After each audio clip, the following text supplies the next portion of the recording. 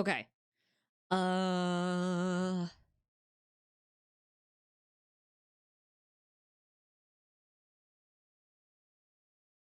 on.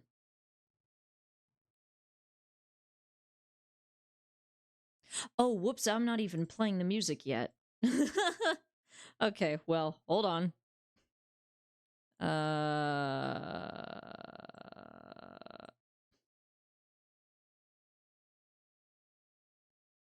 Oops.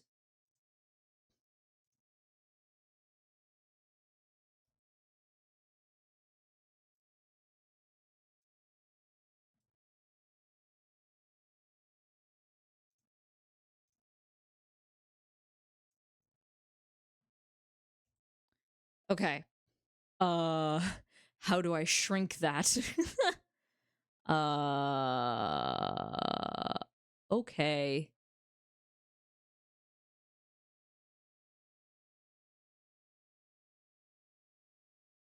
Shrink. Oh, not that shrink. Not that much. Don't shrink that much. Okay, hold on. Whoa, whoa, whoa. Stop, stop, stop, stop, stop, stop, stop.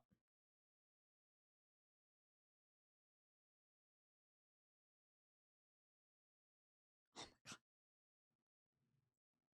No, stop. Small, small, smaller, smaller. Okay, well, that'll have to do for now. Let me go ahead and edit that real quick. Let me get the music set up, though. Music.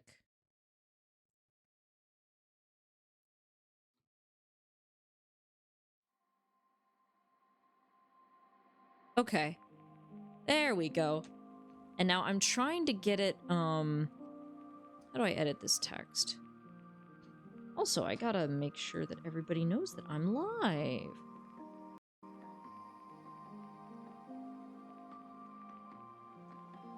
Because how am I gonna talk about Kingdom Hearts if there's no one to talk to? Oh, and I gotta turn the music down on my end, too. Otherwise, I'm not gonna be able to hear anything. I'm not gonna be able to hear my... Oops. That's the lowest volume it'll go?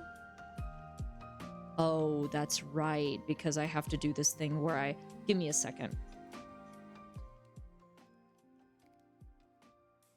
Testing, testing. Testing, testing, testing.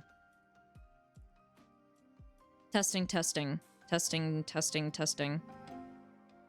Testing, testing. Okay, there we go. Now back to... Oops! Don't close that. That's OBS. That's very important. Am I... Twitch. Am I live? Can I be seen? Can I be heard? Is everything running smoothly? Yes, everything is running smoothly. Great.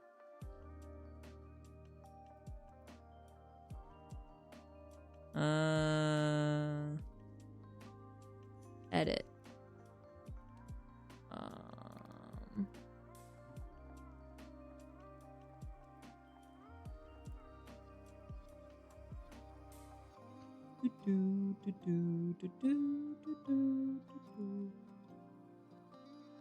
Oh, wait. Let's do 69% opacity. Nice. There we go. Okay. And I just got to make sure I link back to it in my other thing. But yeah, I wanted to play some Kingdom Hearts music, and I know they made a Kingdom Hearts lo-fi mix. So, yeah. I love Game Chops, dude. I've been listening to these guys since middle school. It's really awesome. Oh, okay.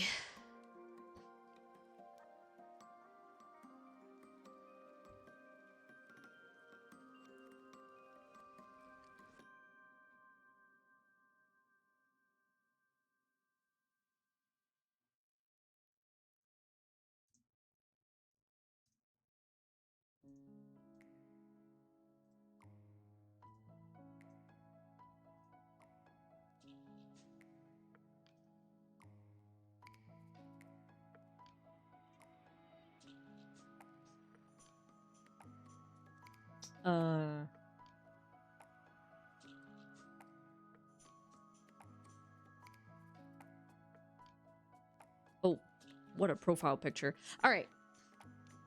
Where are my besties? I must summon them.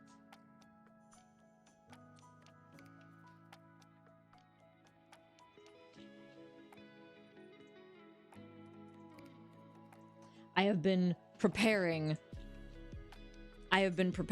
for this conversation. I have been doing lore. That's right, I gotta fix my setup because I'm not looking at...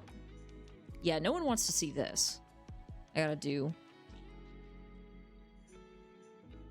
Okay, I don't know if that picked up, but we got...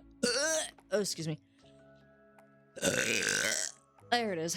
We got, thunder and lightning outside. Very spooky. Very spooky.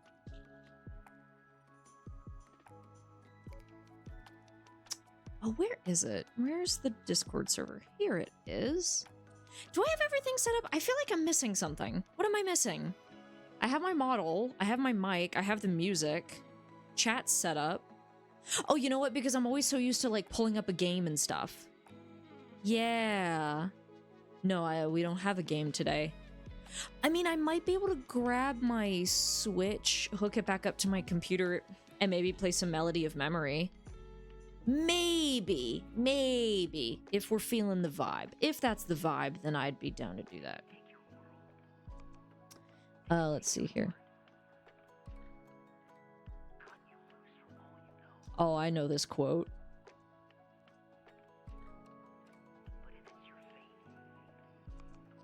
The new KH4 trailer.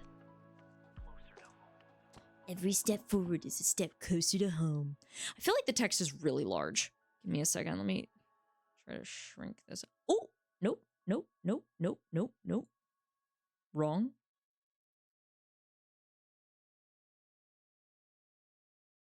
There we go. That's a bit more subtle. Hello, pizza boy here. Oh, sick. Do you have my, what's the opposite of extra cheese? Do you have my minimal cheese pizza? Do you have my none pizza left beef? Yeah. Dude, thanks. Oh, man, yeah. Man, y'all hustle. Okay, I am gonna skip this one because it has vocals and I can't focus with vocals. No! I deleted the tab! I meant to click on it! I didn't mean to delete it! Well. Yeah, I got your none pizza left beef right here. Oh, yeah, thanks, bro. Is Simple and Clean have vocals?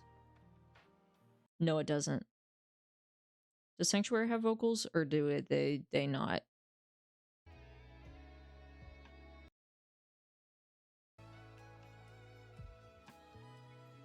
It does not. Okay, Sanctuary does not have vocals. Cool, so I don't have to worry about being distracted. It's just the opening vocals. The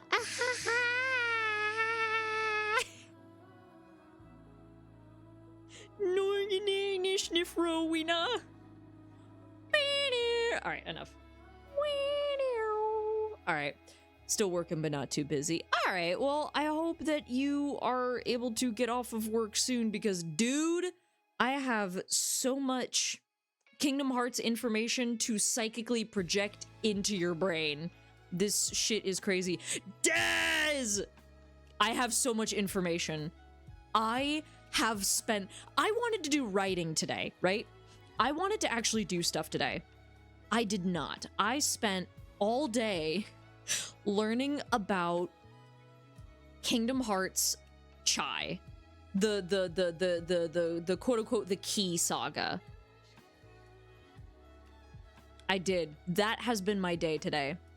And now I am ready to relay that information to y'all so that we can do a proper Kingdom Hearts 4 trailer analysis. Oh, dude. It's, we're gonna have a field day. Also, I am playing the Kingdom Hearts Lo-Fi Sora and Chill mix by Game Chops and Pete Frogs because it's Kingdom Hearts music that they have in their description that we are free to use in streams, podcasts, and gamings. I lost my train of thought. This music is free to use as long as we credit them. So there are the credits down in the corner, and I'm also going to go ahead and leave a link in the VOD, both on Twitch and on YouTube. But you can easily just Google Kingdom Hearts Lo-Fi Sora and Chill, and it'll be like the first thing that pops up. Well, it's by Game Chops, obviously. Don't click on any of those stinky AI mixes. Support real artists. Yippee, I love information dripping down my neck and chest. Well, I don't know about that. Oh god, dude. Oh no. I am so scared. So I am so terrified. So for anyone watching this back, me and my friends got drunk last night and watched a really terrible movie, and I ended up saying some things about specific fictional characters, specifically Matsuda from Death Note, and a little bit of Axel and Demix from Kingdom Hearts. It was mostly Matsuda though, which is interesting. I remember talking about Matsuda a lot, and I believe it's 20 minutes long. I was rambling for 20 minutes straight. I'm not even sure I breathed during those 20 minutes. I think I just kept on going. So yeah, little jig. Yeah. It was a night. I'm so terrified to listen back to that audio, dude. Oh god, I'm so scared. Cause it's like I remember what I said, but I don't remember everything, you know? It's also that, like, I know I'm kind of interested to hear how I sound when I'm drunk, because I don't think I've ever heard, like, audio of, like, me saying things while under the influence of alcohol. I know I probably I slurred my speech a lot. I know I was... The video is more than certainly in no way stream appropriate, by the way. Oh, no. I don't think it would be. I think at most I could take a clip, condense it into a TikTok, and, like, put it on my channel. But even then, I don't know if I want to bother with that. Speaking of TikTok, hold on. Sorry, I'm going to pause the music for just a second. I want to see if this person responded to my video. Or to my comment. Oh, nope, that's my Osharis TikTok. No, I just want TikTok in general. Don't play audio, don't play audio. Stop. Stop, stop, stop, stop it. Oh, I'm signed in on my Osharis account. Oh, I have not checked my Osharis thing in a while. Oh. Oh. You mean hot dog pancakes? Okay, I can't be on TikTok. Okay, no. It was on my personal account, but girl, it's some dumb drama. Dumb drama on my, like, personal TikTok account. So somebody made a well, first of all, how are y'all doing? How are y'all doing today? Before I get into this petty drama. Oh, I should also talk about the fact that I've been on hiatus. Whoops. Yeah, I can't really just come back from not streaming and then not talk about, like, where I've been. I mean, you two know what's going on, so I guess that's all I really need to say. And no one really watches the VODs anyway, so I'm not really sure if I need to explain myself. I needed to take a break from streaming, I think. And I really wish that I would have said something, but basically, the last time I streamed, I kind of wanted to... I wanted to try to do a new system where instead of like streaming like every night or whatever, I would stream a few times a week and then also focus on making... Gotta wash dishes, be back in a bit, hopefully. All right, no worries. God, I keep losing my brain cells. I keep forgetting what I'm saying.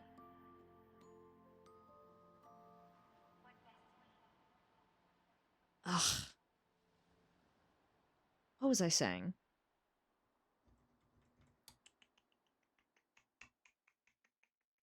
What was I saying?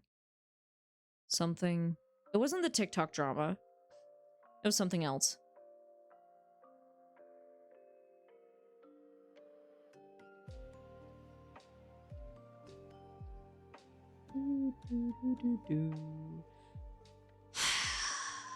Why I was gone. Yes, okay, yeah. I wanted to try to focus more on making like YouTube content as opposed to just streaming. The problem is I'm already juggling a really large writing project and I just don't have the time or energy to do that and YouTube video essay content. I mean, maybe I would, but I just gotta, like, organize my time a bit better. I don't know.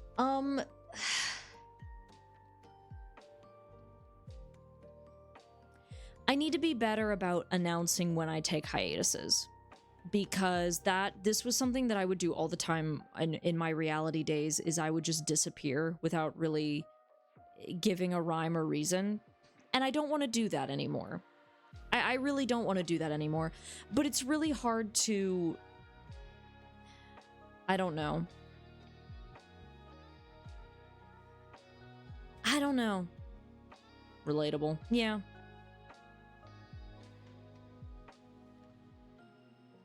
I think it's just... I'm trying to pretend like I'm a big famous professional VTuber when the truth is that I'm not.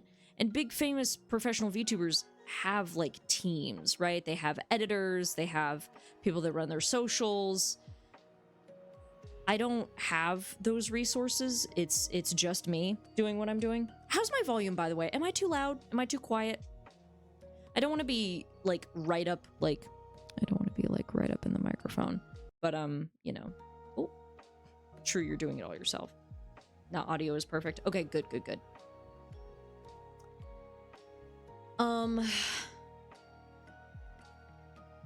But yeah, this is a hobby, and I need to just let it be a hobby.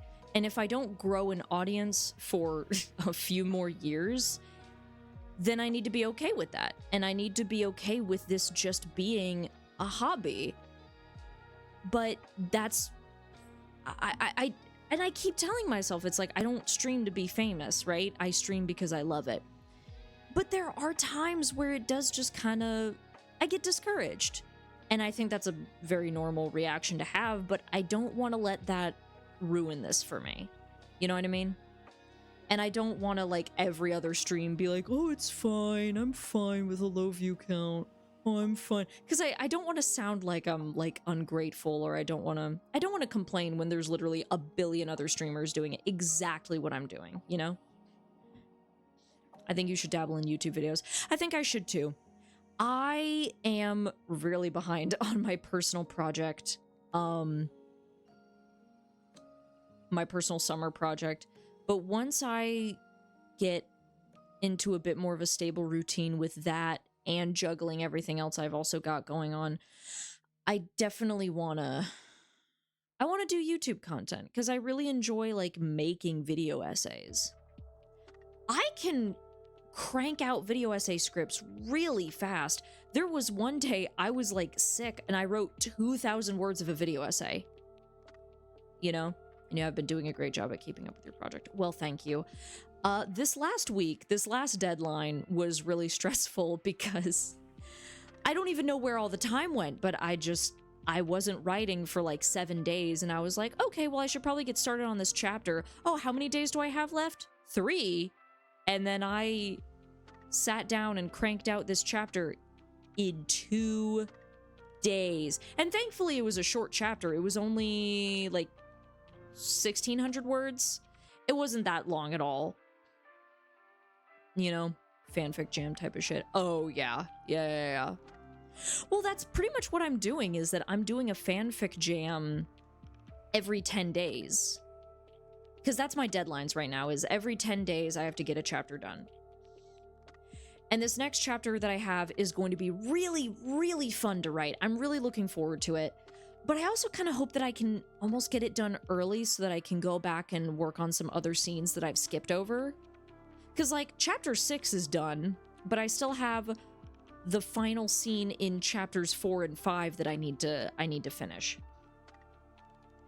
The final scene for chapter 5 shouldn't be that long, but the final scene for chapter 4 might be a bit longer. And I also want it to have, like, an emotional, like, I want there to be tension, right? Because, like, I'm gonna be honest, it's a blackmail scene. It's a scene where the main character is, like, blackmailing this guy, you know? Oy. Would be fun to do a jam again sometime in the future, but I would also like to finish one of my own projects. Never-ending ADHD story. Oh, yeah, exactly. You can do it. Thank you. Yeah, I'm having a lot of fun with this project, and, yeah. But it is kind of hard to, I guess, juggle multiple different writing projects, especially when I'm giving myself kind of strict deadlines. Once I'm back in school, I'm definitely going to give myself looser deadlines for my writing, but I really want to keep on track with having writing deadlines that I don't compromise on. Because I can play catch up, or I can have, like, I don't know. It's just like, I know myself. I know that if I give myself an inch, I'm going to take a mile. You know? God, it gets so cold in this room so fast. It is so loud out there. I hope y'all can't hear. Okay, give me a second. I'm gonna close my ceiling vent so that AC is not blasting directly on me. Oh.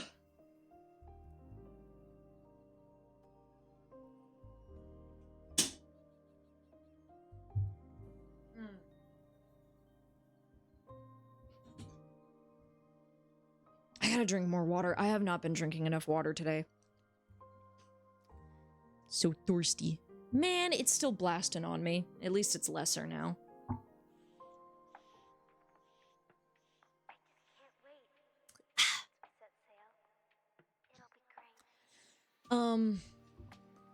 But yeah, once I'm back at school, I'll be, I just gotta figure out, like, schedules for myself and stuff, and writing deadlines, and, if I want to juggle multiple projects, how do I do that, you know? Because I love writing fan fiction. I want to work on original stuff, but then I also want to do video essays. And so I guess I could do something where... I mean, I could set, like, small, like, monthly goals for myself. Like, if I do... Doing a video essay a month might be a lot. Maybe every 2 months. Like every other month, maybe? Yeah, like do a fanfiction 1 month. Well, it depends on the length of the fanfiction, right? Because I have some fanfic ideas that are like one-shots that I could probably do in like a week if I set myself down and really work on it. But then with video essays, that's probably gonna take, you know, a lot longer. I know that I definitely could not do a weekly upload with video essays. Hell no. You know? Maybe a monthly upload, but then that project might just be all that I do that much. See, that's what I'm trying to figure out, is that, like, how do I balance original work, fan fiction, and video essays? Because I love writing all 3 of those, you know?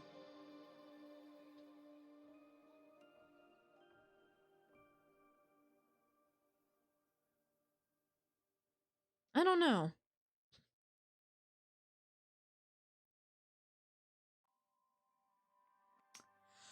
I gotta just figure out what to do. I'll figure it out. I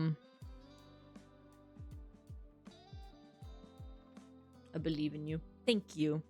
I believe in myself. But yeah. I do know that for... I do want to get back into the habit of doing regular streams. I don't know if I want to go back to doing the schedules. I don't know if I want to go back to doing schedules.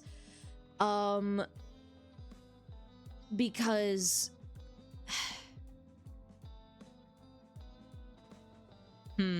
Consistency is key.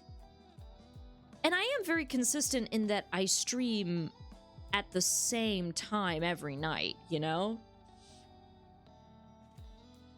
Well, not every night, but you know what I mean. What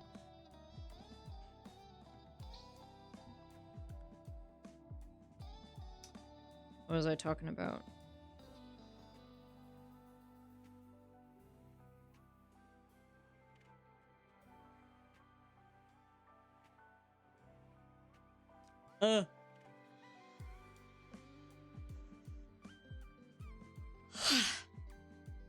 Consistency is key. Kingdom Hearts. Yeah, oh my god, we have to actually talk about Kingdom Hearts today. As in Keyblade? Oh god, if I have to hear the word Keyblade one more time today. Oh, dude. Crazy. Okay, yeah, but let me finish up my thoughts so that we can move on and talk about Kingdom Hearts. Right, yeah, I am going to be dropping Persona 5 as a series because I didn't realize just how long this game was going to be. And I don't know if this is something that I want to play. Well, see, I know that I said that I wouldn't want to play it weekly, but also, like, if I don't play it on stream, we are never going to finish this game. We're never going to get this game done. We're never gonna finish this game. So, I don't know. It's so long. But also, if I don't play it on stream, realistically, when am I gonna play it? Because I know that I want to get through the first palace with you guys. I want to get through the first palace with you guys. And then I know that I'm, like, I can play it on my own for a good bit. But then at some point we just need to, you know what we need to do? We just need to schedule, like, hangout time to actually just play Persona 5. Like, even if I don't stream it, just like every Friday or something, we hop on and play Persona 5. Because otherwise, I am never gonna get this game done. I'm never gonna finish this game.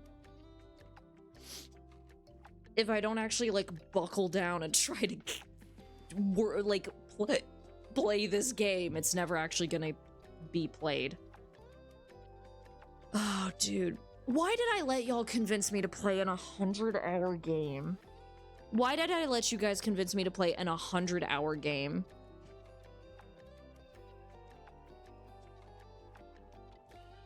And y'all warned me too, but I didn't believe you. I thought you were being hyperbolic. It's like, oh, it's an 100-hour game. And I'm like, oh, don't worry. I've played Kingdom Hearts, and that's like 25 hours, maybe 30, depending on how you play it.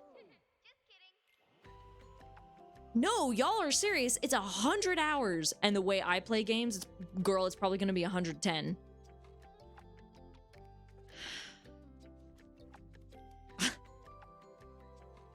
Good grief. Yeah, no, that was literal. Yeah. And I am enjoying the game. It's not like I'm not enjoying it, but like... I have found, though, that like... on the days like when I stream and I have to force myself to sit down and play the game, I don't have a good time with it because I am so... I like this game. I'm just so exhausted with the way that my character is treated all the time. And I get that that's like the world building and the character and whatever. It gets exhausting after a while because it's like, would everybody just shut up about my character and just let me play the game?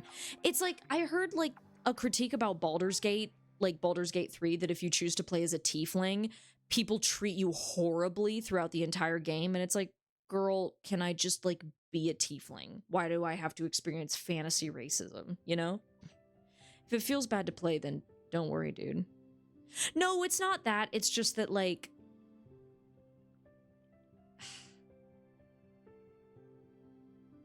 I'm just tired of that type of dialogue. Well, it's because of 5e lore. No, and that makes sense, but I'm just talking about how, like, just as an experience, it's just so exhausting. You know?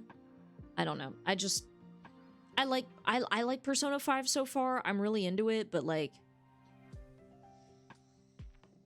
I don't know. I'm tired of my main character being treated like this. I don't know. No, that's not the words I'm trying to say. What am I trying to convey with this? It gets exhausting, right? Because they have well established that Joker is not liked in this game. He's not liked by the teachers. He's not liked by his classmates. Everybody hates him except for Ryuji, right? And that's fine. You've established that. But my God, it's almost like cartoonish the way that they like drill it into you that you are the most hated bitch in school. And it's like, girl, I've already lived this. I don't want to play this in a video game. But it's... the temptation to skip dialogue in P5 is just really strong, you know? No, I agree. I have a lot of critiques on how D&D handles fantasy racism. Yeah, exactly. But I guess that's just something that I'm personally just exhausted with Persona 5, is that it's like, I get it. I'm hated. Can we move on? You know? There are lore reasons, though, why it is that heavy-handed. And that makes sense. And I'm not saying that there isn't... yeah, I'm not saying that... okay, I'm not saying it's a bad writing decision or that it doesn't make sense. I'm just saying that I personally don't like it.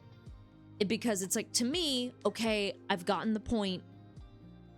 We can stop. Because at this point, it makes it so much less of an enjoyable experience.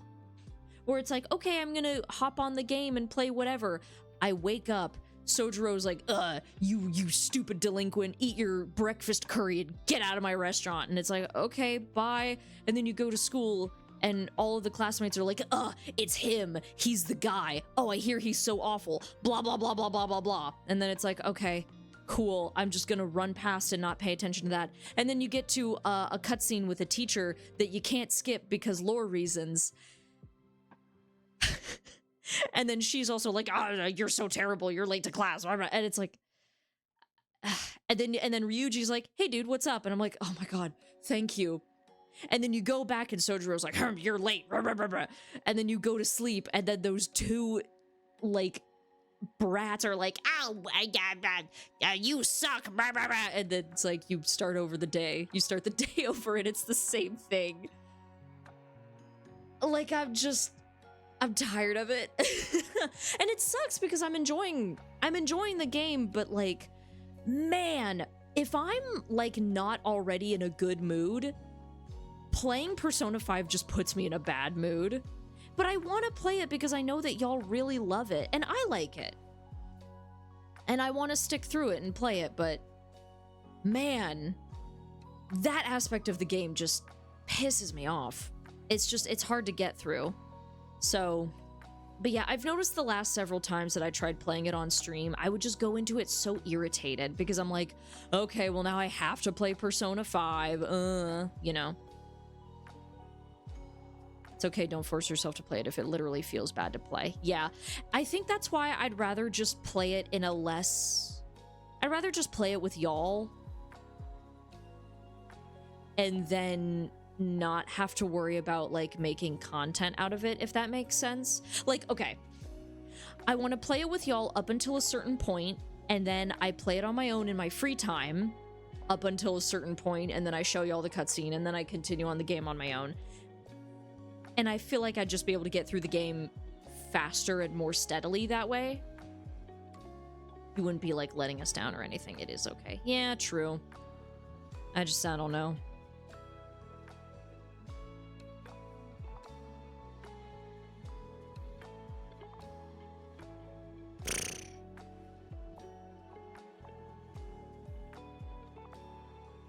Not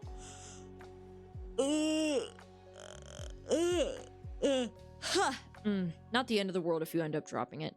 Let me get to the end of the first palace. Which, okay, be honest with me. How many hours is it gonna take me to get to the end of the first palace? Because if the answer is anything over 10, then I think I'm gonna drop the game. I don't know, though. Watch you say 11. Because I believe I'm about 7 hours into my first playthrough.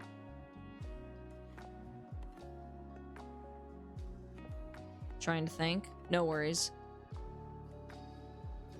But yeah, I'm 7 hours in, and I just got to the reveal with On.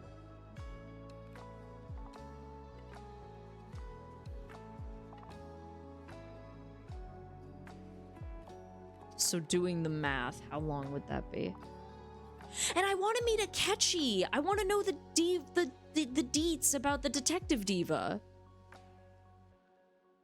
I want to know why everybody ships him with Joker. Because every time I come across fan art of those two, it's always like, why is Light Yagami with Joker from Persona 5? And it's like, oh, that's Akechi.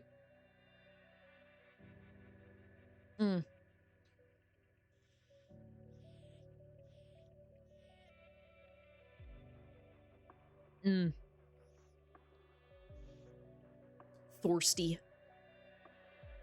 Can't remember how long it took me, but it looks like for most people it takes 8 to 11 hours. Oh, okay, sure. Okay. Then let me make it to the end of the first palace, and then I just play more in my free time, and yeah. We'll see how it goes from there. An 100-hour game is such a commitment, though. But I mean, if it's a really good story, then I wouldn't mind. Like, okay, if Kingdom Hearts was a 100-hour game, I would still play it because I love the story and the gameplay. And like, yeah, Persona 5 is a fun game to play. I guess it's just a question of, do I want to try to make content out of this, or would I rather just, like, play it with y'all up until the end of the first palace and then just, like, play it in my own free time for a while, you know?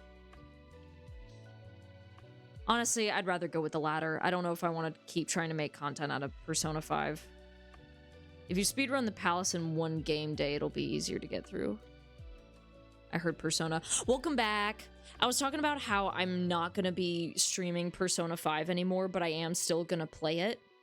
But, like, that way I can, like, go through the end of the first palace with you two, and then just, like, play it in my own time and just not really worry about making content out of it. Just kind of enjoy it and try to, you know, finish the game in under a year. 'Cause, girl. But yeah. But no, with streaming, with game streaming, first of all, I just cleared a bunch of space off of my laptop because I deleted Sims off my laptop because I just don't play it anymore. And I'm not attached to my worlds that I had. I'm totally fine to have them be deleted. We will just info dump all the lore you missed, don't worry. And you know what? That's fair, because y'all are about to catch an earful about Kingdom Hearts lore. You could always watch a video instead. Jake Cub Scouts did an excellent playthrough. Oh, hello. Oh my god. Master of None, hello, welcome. I recognize that username. Thank you so much for stopping by. I really appreciate it. You caught me at a really good point. I was just about to start my yap about Kingdom Hearts. We were talking about Persona 5. What was I saying? Something about you could always watch a video instead. Jay from the Cub Scouts did an excellent playthrough. I also know Ike Evelyn did one, but I don't know if that's still up because he, you know, graduated, obviously. There might be an archive. If there's an archive, I might watch his playthrough. I don't know, though. But yeah, y'all are totally right. If the game is not my cup of tea, I can just watch someone else play. I'd still like to try to make it through the end of the first palace, because I'm having, literally, I love this game. I really, really do like the game. I enjoy the gameplay. I'm enjoying the story. Literally, the only thing that irritates me is the way that the protagonist is just treated, you know? Like, it's like I'm just really exhausted with every character telling me that I suck. It's like I get it, and I know that there's a reason why it's so heavy-handed, but girl, I'm tired.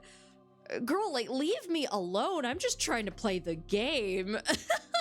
So, I might get to a point where I don't know. Me too. God, if if Cub Scouts ever gets exposed as problematic, I will go into deep mourning. Me too. I will genuinely cry. I've been watching it for years. God, I love Cub Scouts.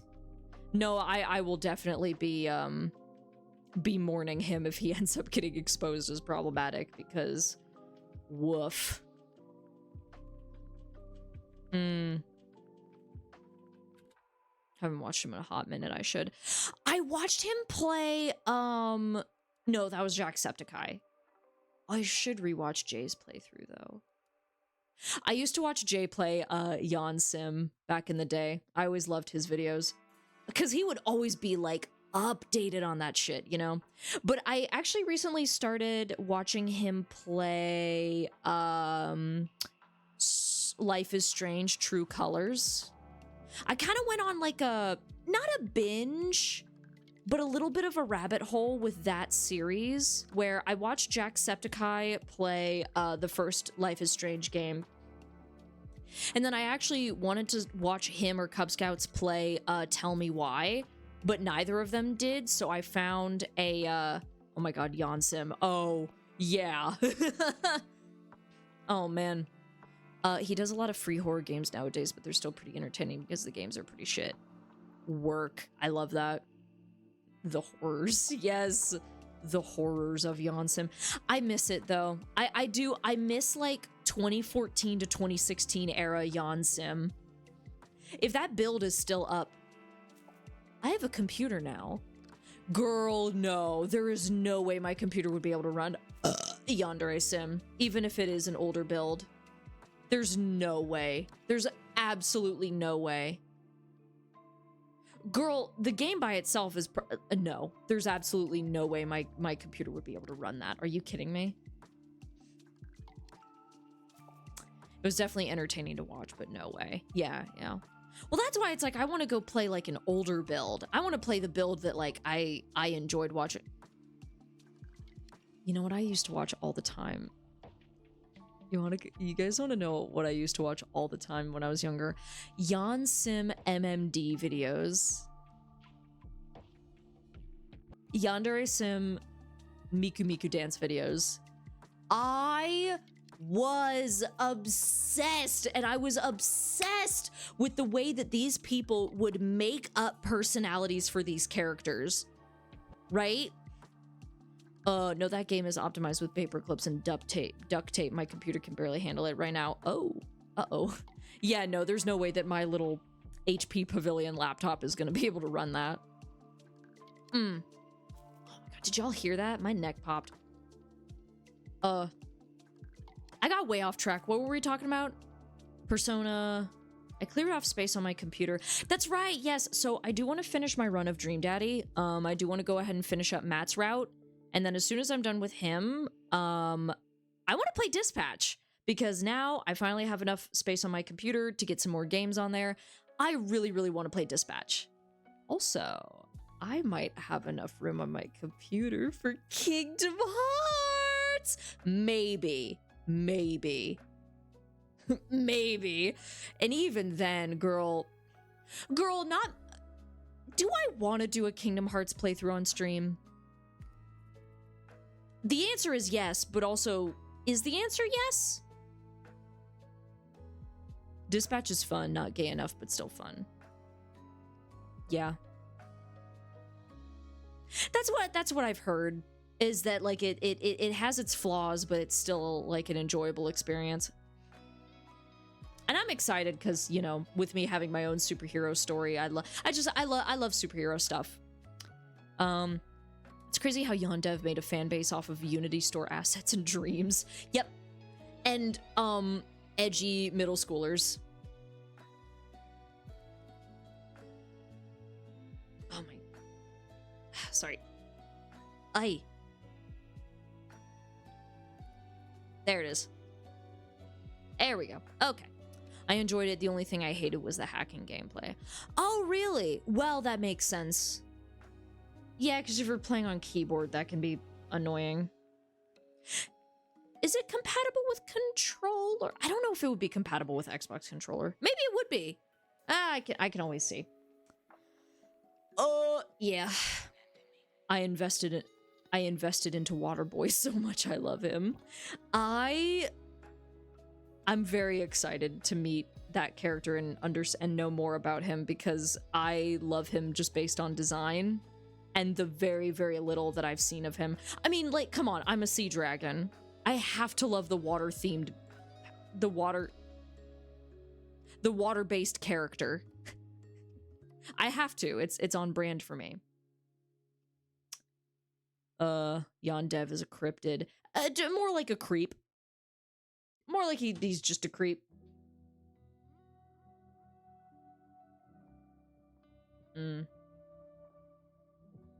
Okay. All right. Is that all I wanted to talk about? Like changing plans, wanting to do more YouTube content. Oh, I've been yapping for like 46 minutes and we haven't even been talking about Kingdom Hearts. Okay, we gotta talk about Kingdom Hearts. Okay, so how do we want to start this? Because I can pull up, okay. Before I pull up the newest Kingdom Hearts trailer, I have to pull up like a couple other clips for context. Right? So that y'all can get the full understanding of the Kingdom Hearts 4 trailer. And not only do I have to show y'all a bunch of... Oh god, no, not the cum chalice. Oh, gag. And not the good kind. Strange and Twisted cannot handle any criticism.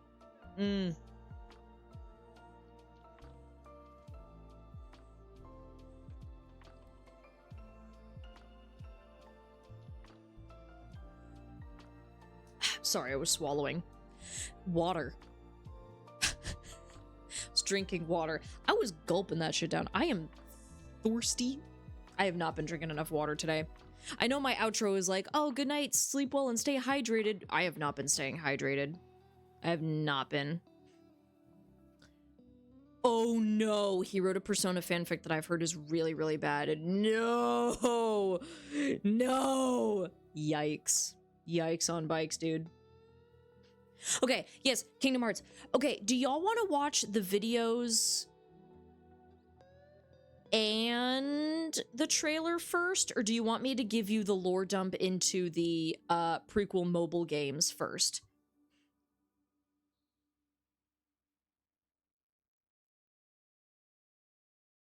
The "you are manipulating me, you're a manipulator, I'm 14" shit is generally some of the worst stuff I've seen. Not to mention that one game update where you could arrange for rival girls to get kidnapped. Oh, that's not even the worst things you could do in this game. No. Wait a minute. Hey, whoa, hold on. I misread that. Not that you kidnap them, but they can be kidnapped by others. Well, that's not great. I will say, though, Yansim... I mean, looking back, like, yeah, it's no wonder it appeared to, Yansim is basically Hitman and Persona in a blender, which, as a concept, sounds really cool. Like, I'd play the snot out of that game. That sounds really cool. But the execution, pun intended, is dog shit. Girl, the whole panty. Yep.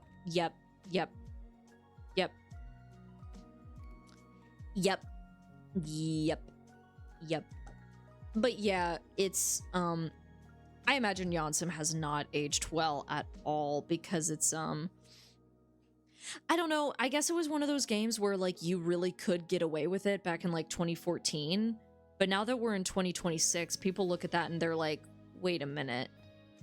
this was never okay. Why did we think that this was okay at some point? It's like, because it was the 2010s. That just, we didn't really think that much about... I mean, it's why, like, pro shipping was so, like, common in, like, fandom spaces, is because just a lot of people just didn't really... No, that's not a right take to have. I was gonna say people didn't think about the media that they enjoyed, but that's not true. People think about things. I guess it's just that, like, it just went unquestioned for a while. I don't know. I wasn't really in fandom spaces until, like, 2019, because that's when I, like, you know, first got access to social media. That wasn't just, like, YouTube and Pinterest. Ooh.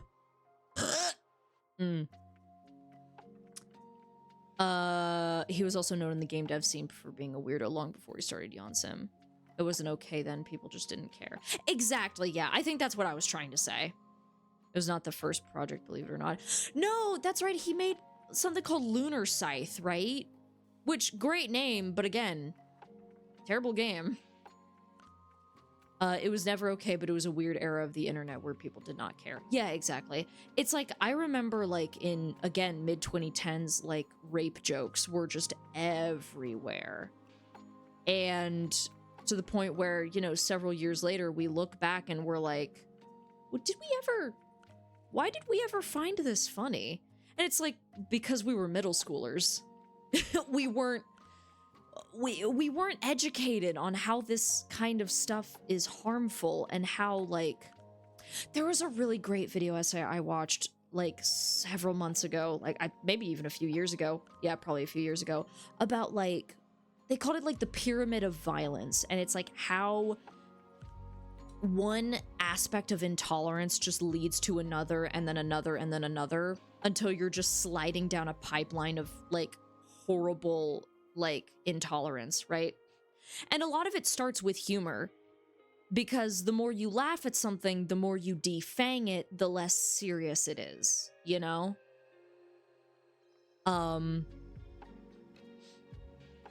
Like, what's a good example? I don't know. I miss when it was just a fun little stealth game with cool Easter eggs. Yeah. Again, that's why I really loved the 2016 era of the game. Because it was like, that's when it was starting to be a bit more developed, but it wasn't so overly bloated with, like, the gross stuff that it has. Oh my god, excuse me. I just ate before I did this. Oh god. I think a lot of tubers got into Sim before a lot of the overt creepy stuff, then dropped it like a sack of potatoes. True. I think I'd agree with that. Wasn't always a feature, not at first. That was added after the 4chan era. InfoChan being added was the catalyst. You know what? That makes sense. That sounds about right. That sounds about right. Yeah. Yeah, I feel like once InfoChan got onto the scene, it was just a shit show. I know you're right. Feels like so long ago. Well, 2016 was 10 years ago. So crazy, but, like, the more you think about it, I guess the more it makes sense.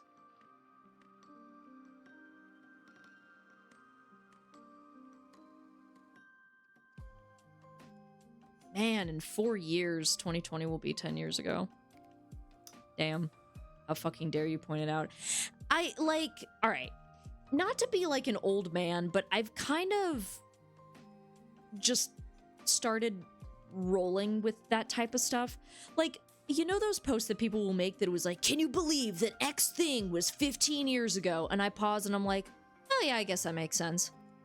Yeah, this was where I was at in my point in life. Because it really does feel like 2016 was not that long ago, but, like, at least for me, and I know breaking my my immersion as a hundreds of years old sea dragon here, but in 2016 I was in 6th grade.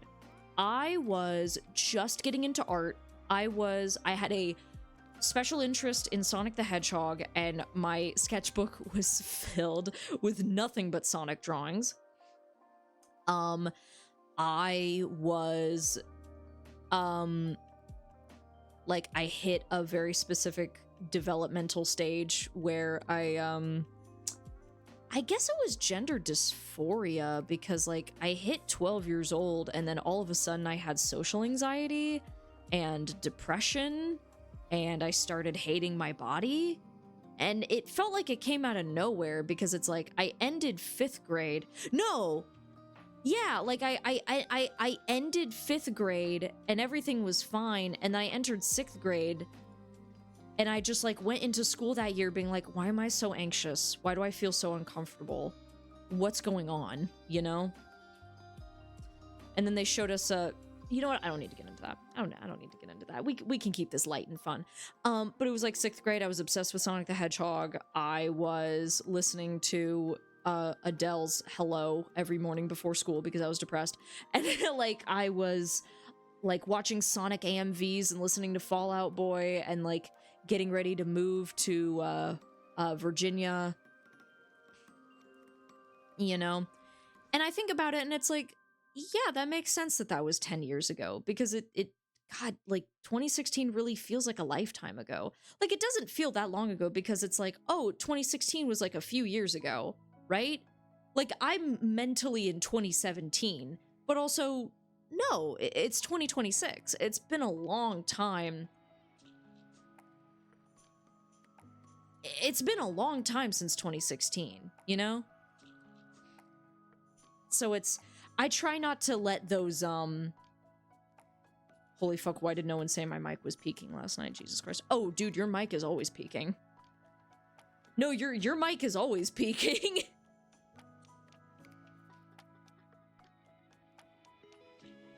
That's why we have you on low volume. Oh. Girl, no, it's been peaking for like years. I thought you knew. I'm so sorry. It's weird for me, since due to life, I kind of didn't perceive myself as a child, even though I was a child, but it wasn't childhood. No, I feel that. I really feel that. Yeah, because for as long as I can remember, I've always been like, oh, I'm X age, I'm grown now. But it's like at 16 being like, I'm older, I'm mature now. It's like, girl, you're 16. Go, like, get braces. You know? Stop doing the Invisalign. You're never gonna wear it. Just wear braces. It's gonna suck, but just do it. My mic quality isn't great either. Maybe we didn't fully communicate that, but yeah. I'm sorry, I thought you knew! I'm sorry, Scam.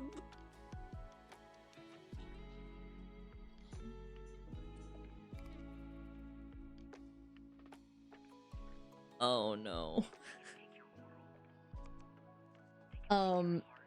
Okay, Kingdom Hearts!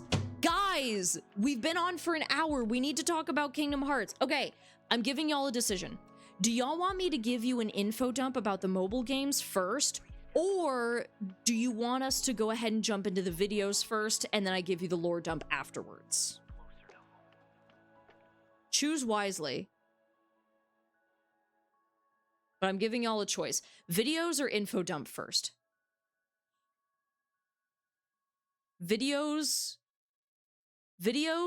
or info dump? Videos or info dump? The videos is going to include the trailer. Lore dump first. Make your decision. Make it wisely. And we only have 3 people here, so I know we're not gonna have a tiebreaker unless one of you motherfuckers goes, oh, I don't know. Okay, cool. We're two for 3. All right. Sex videos. Looking at sex videos.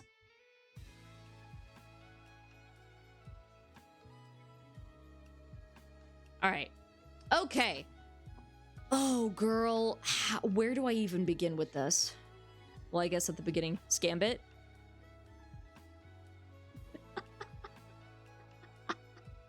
This is why I don't tell you when your mic is peaking. All right. Okay. Okay. So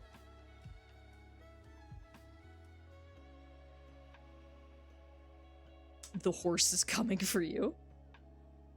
All right.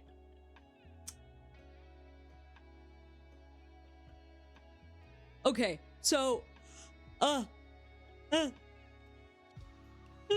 okay. Master of None, how much do you know about Kingdom Hearts? Because if you don't know that much, then I may also have to give an extra lore dump to fill you in on where we are waiting for Kingdom Hearts 4. Peter, the horse is here.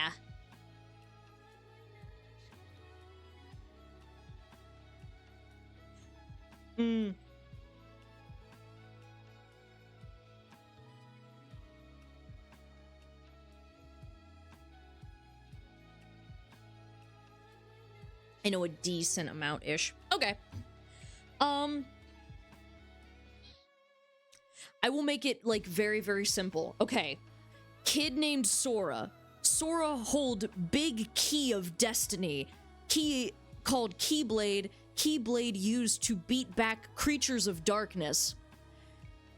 But then there's big bad man Xehanort. Xehanort wrinkly and old and possesses a lot of different people. As in, like, mind controls them or whatever. He, like, literally possesses them. Xehanort,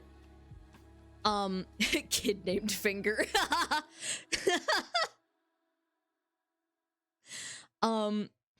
Stop! Don't distract me! So, Xehanort big bad, but Sora big good. Sora smack Xehanort with big key until Xehanort die, basically. However, that also caused Sora to die at the end of Kingdom Hearts 3. So,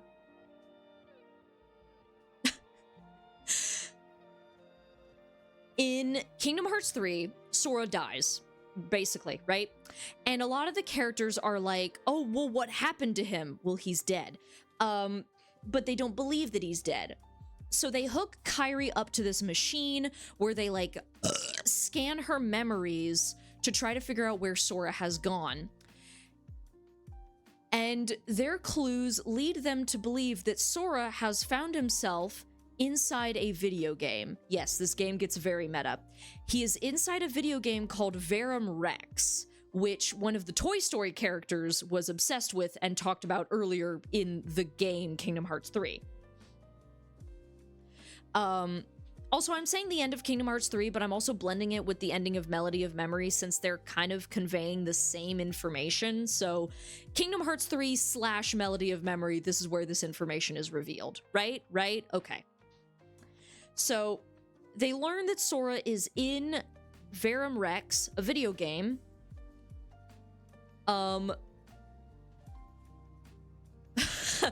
Because bread tastes better than key. Would bread taste better than a bread-themed Keyblade, though? That's a good question. The real question is, how much would it hurt to be smacked with a bread Keyblade? Or would you bruise? Would it just bounce off of you? Would it crumple? Would it be really soft? I guess it depends on the kind of what happened. What happened? Hold on.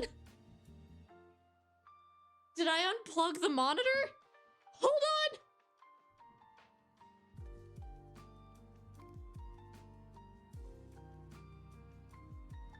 on. Okay, we're fine. Okay, I was fidgeting with the cord with my foot, and I think I unplugged my second monitor. Oh no. Okay. So where was I? Kingdom Hearts. Well, yeah, obviously Kingdom Hearts. Sora is dead. Quadratum. Yes, so Sora is inside this video game, Verum Rex, in the fictional town called Quadratum. Now, Quadratum is really, really similar to Shibuya. It's literally just Shibuya, right? Or Shibuya. I don't know how it's pronounced. Shinjuku Crossing, right? Or is it Shibuya Crossing? I don't know. Outstanding play. Shut the fuck up. Leave me alone. Don't bully me. But yeah, Sora wakes up in Quadratum, and that is the last we see of Sora in Kingdom Hearts 3 / Melody of Memory. Sora is in Quadratum, and in Melody of Memory, Riku, at the end of Melody of Memory, excuse me, Riku somehow manages to dive into this fictional world and is going there to retrieve Sora. So that is where we're at in the modern games. By the end of Kingdom Hearts 3 / Kingdom Hearts Melody of Memory, Sora is dead, he's in a video game, and Riku is going to go get him. That's where we're at in terms of canon, what we know right now. Now, we have the trailers talking about, or showing, like, what we can expect from Kingdom Hearts 4. Now, we only have 2 trailers for Kingdom Hearts 4, right? The one that we got back in 2022 and the one that we got a few days ago. Now, in both of these trailers, they feature prominent characters from the prequel mobile games. And there are 2 mobile games? Okay, I'm gonna be honest. I don't know how many mobile games there are. All I know is that one of them has one consistent story, but has so many different, like, titles. So it's like Kingdom Hearts Chai, like the Greek letter Chai, and I am gonna call it Chai. In the series, they pronounce it as Key, but to avoid confusion, I'm gonna call it Chai, okay? Okay. You'll understand why in a second, because there's a weapon called the Chai Blade, but they pronounce it like Keyblade, which is what the other weapons are called. So I call it the Chai Blade. I don't care if that's not correct. I say it to avoid confusion, because this series is confusing enough, and anybody who says that it's not is selling something and/or they're an elitist. Okay, I need to breathe. I need to be calm during this video stream. God, bro, this video is the mix of content being said. The mic quality is absolutely killing me. Oh God, no. So, Master of None, for context, me and my friends got drunk last night, and I ended up saying a bunch of crazy shit about fictional characters. And Scambit decided to, with my permission, of course, record about 20 minutes of me rambling straight, or gay, about what I would do to Matsuda from Death Note, specifically. Because that man is my fictional husband. It was, if I remember correctly, I decided to, you begged me. What?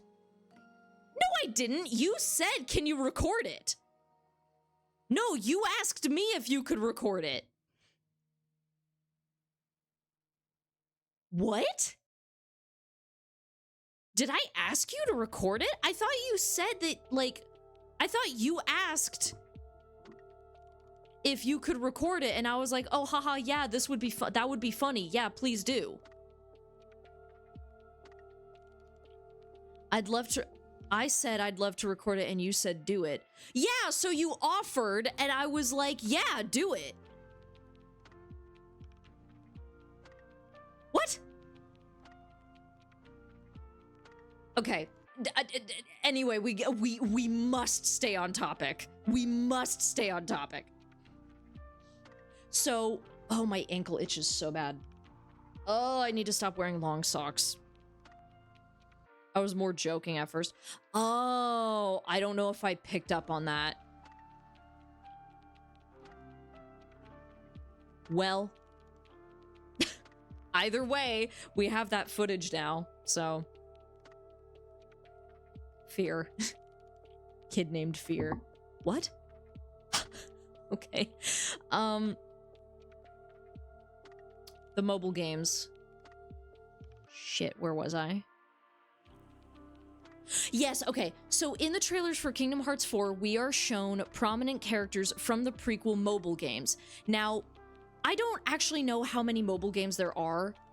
And I say mobile games, but they might also be browser games. I actually don't know, because there are so many different titles, and I don't know if this is all the same game or if it's multiple games, but they have very similar names, right? There's like, okay, oh god.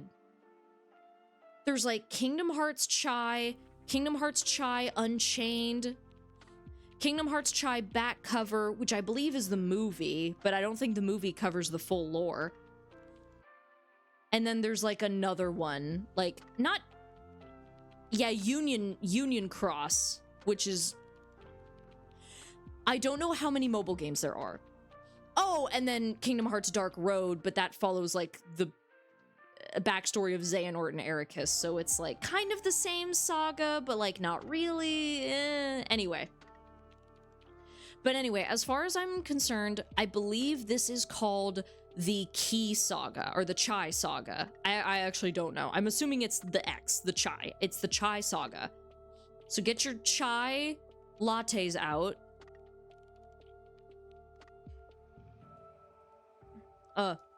Disney. Hey, it's just a silly RPG game about Disney characters. You don't have to make it that complicated. Square. And I took that as a challenge. Nomura specifically. I'm gonna be honest. The deeper you get into the Kingdom Hearts lore, the less Disney and Final Fantasy has anything to do with this. Like, I'm gonna talk about the mobile games, and I'm probably not even gonna mention any actual Disney characters until like 30 minutes into the rant. So, here we go. Info dump time. Should I try to do this standing? I might try to do this standing. Give me a second. No, I'm not. It's just like I think better when I stand. Okay, so. This is the story of the absolute beginning of the universe of Kingdom Hearts. All right? So, in the beginning. So, in the beginning, it was the age of fairy tales. And all of the worlds were combined in this, like, Pangea state. And I've immediately gotten distracted by the music, so I'm gonna go ahead and take my headphones off. But I'll keep the music going, obviously, and I'll just restart it whenever I need to. So in the beginning, there's the age of fairy tales. And am I lagging? It says dropped frames.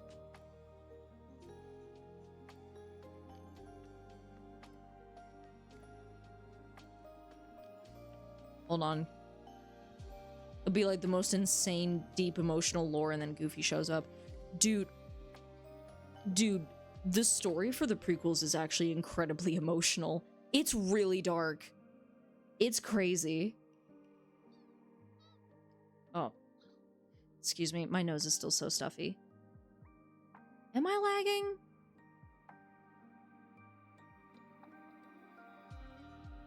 It looks like I'm lagging. Am I lagging to you guys?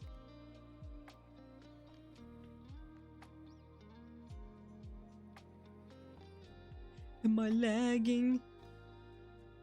Hello, can you hear me?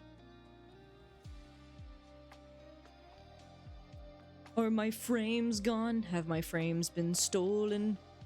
Oh, okay, I think we're back. Okay, it looks like I'm back in the green. Oh, we're back in the yellow. Ah, crud. Okay. But audio is fine? Okay, well, as long as the audio is fine, I guess that's the only thing that really matters. Let me know if I start getting choppy. Let me know if y'all start losing me. So, right, it's the beginning, it's the age of fairy tales. All the Disney worlds are kind of combined in this, like, Pangea formation. And light and darkness are kind of, like, physical entities, not just, like, concepts. But, like, okay. Darkness... Oh, this is okay. There are some details that I'm a bit fuzzy about, so don't take everything that I say as gospel, but more so just a general explanation of the concepts and what everything is, right? Right? Okay. So,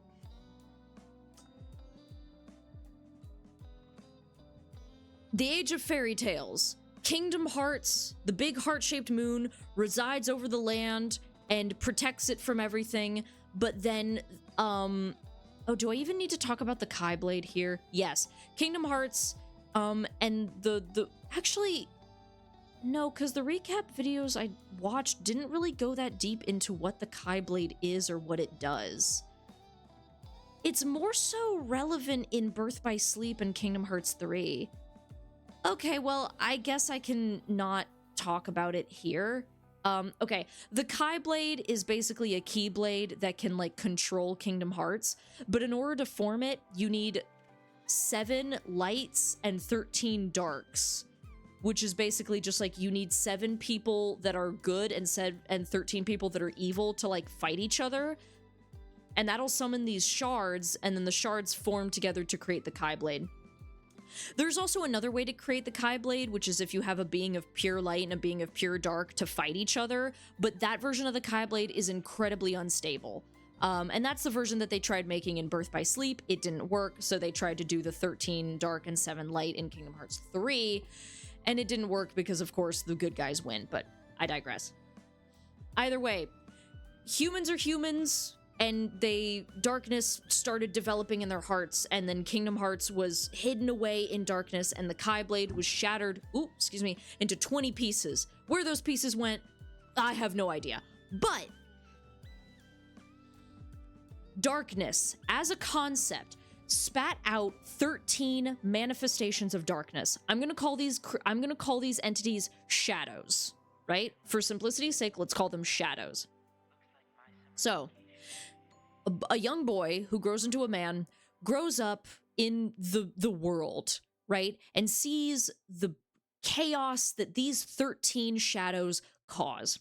And so he, in his research and his infinite wisdom and whatever, develops a weapon known as a Keyblade, which is, I mean, it's a Keyblade. I don't really know how else to explain the concept of it. It's a magic weapon. It's a magic sword that looks like a key. Sometimes it vaguely resembles a key, but yeah, a lot of these Keyblades don't look like keys. I'm gonna be real. I'm gonna be real with you guys. A lot of Keyblades don't look like keys. And it's fine because the Kingdom Key looks like a key, which is Sora's iconic Keyblade, but like, I will say Riku's Keyblade looks like a car key, which is really funny. His Keyblade is very modern, but I digress. Are you telling me a key made this blade? Are you telling me a Keyblade made? Are you telling me a Keyblade this made? Blade. Okay. I have to.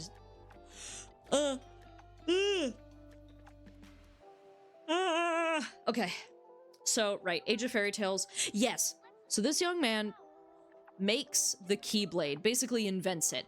This guy is known as the Master of Masters, right? So the Master of Masters makes Keyblades, and he also makes his own Keyblade. Now this Keyblade, weirdly enough, is called No Name. It's the key for his Prius. Yeah. Is Riku a Prius guy? Riku might be a Prius guy. But the Master of Masters makes Keyblades. No. He basically invents the concept of a Keyblade, and then takes on a bunch of apprentices to, you know, teach Keyblade wielding too, and then those apprentices teach their own, but I'll get there in a second.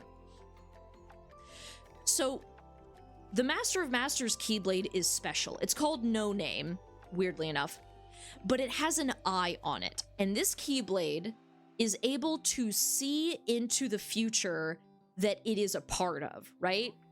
So, like, if I have No Name and I had a grandson and I gave that Keyblade to the grandson and then that grandson gave it to like other people, I would be able to see, okay, let me make it even more simple. The Master of Masters is able to see everything that No Name sees. Right? So it can't be omnipotent or omniscient, omnipresent in the future. It can only see the future that Keyblade is like a part of, right? It can only see the future of like the room it's in, basically, right? So that's Yeah, no, he's a lesbian. He has a Subaru. There you go. Yep.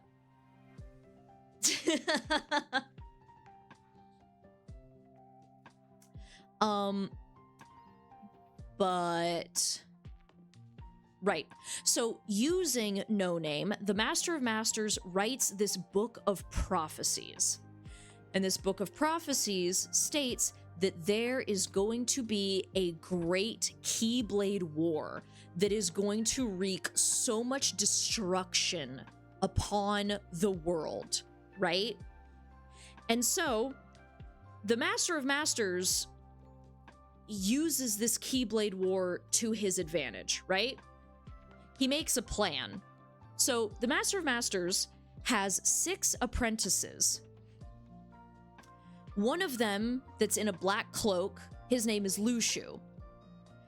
And then Master of Masters also has 5 other apprentices that all wear animal masks. These apprentices are called the Foretellers. Now, you don't need to learn the names of like 4 out of 5 of the Foretellers, but one of them in particular is very important. Master Ava, or Ava. I'm just gonna call her Ava, because I don't know. So, you have the Master of Masters, his apprentice Lushu, and then his 5 other apprentices, the Foretellers, of which you only need to know Master Ava. Okay? Okay. So, the Master of Masters develops this great plan to seal away the 13 shadows within people, and then have those people die, and then kill the shadows along with them. Because the shadows, as they are right now, are incorporeal. They can't be killed. But if you were to seal them inside of a person and kill the person, then the shadow can die, right? Right. So, so the Master of Masters seals 7 shadows in himself, Lushu, and the Foretellers. So now there are only 6 shadows left. Okay? There's only 6 shadows left. So then the Master of Masters talks to his apprentices. He says, Lushu, I want you to take my Keyblade No Name and pass it down to generation and keep an eye on it so that I may observe the future and then write that future in my book of prophecies. Lushu's like, sure, you got it.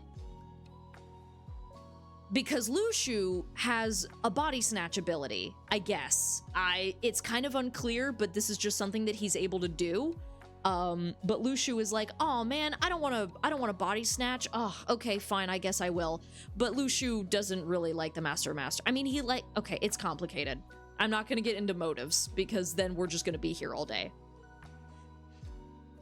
Master of Masters is basically like, hey, body snatch several times over the course of a few centuries or so, or like a century or so, and keep an eye on No Name. And Lushu's like, ugh, fine, whatever. I don't like your methods, but fine. And he also says to Lushu, hey, keep an eye on this black box that I have. And we don't know what's in the black box. No one knows what's in the black box. And Lushu's like, fine, whatever. So Lushu takes No Name and takes the black box, along with, I think, a copy of the Book of Prophecies. I don't know. Meanwhile, the Master of Masters goes to the Foretellers, gives them each a copy of the Book of Prophecies, and a secret other task that each of them has to do. Each of them has a different task. I don't know if we ever learn of anybody else's task, but we know of Master Ava's task, right? And I'll get to that in a second. So,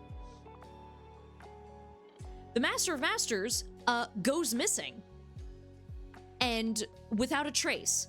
And around the same time, so does Lushu. So now these 5 Foretellers are struggling amongst themselves because they've read the Book of Prophecies. They know that they're not supposed to interfere, but they don't want this Keyblade War to happen.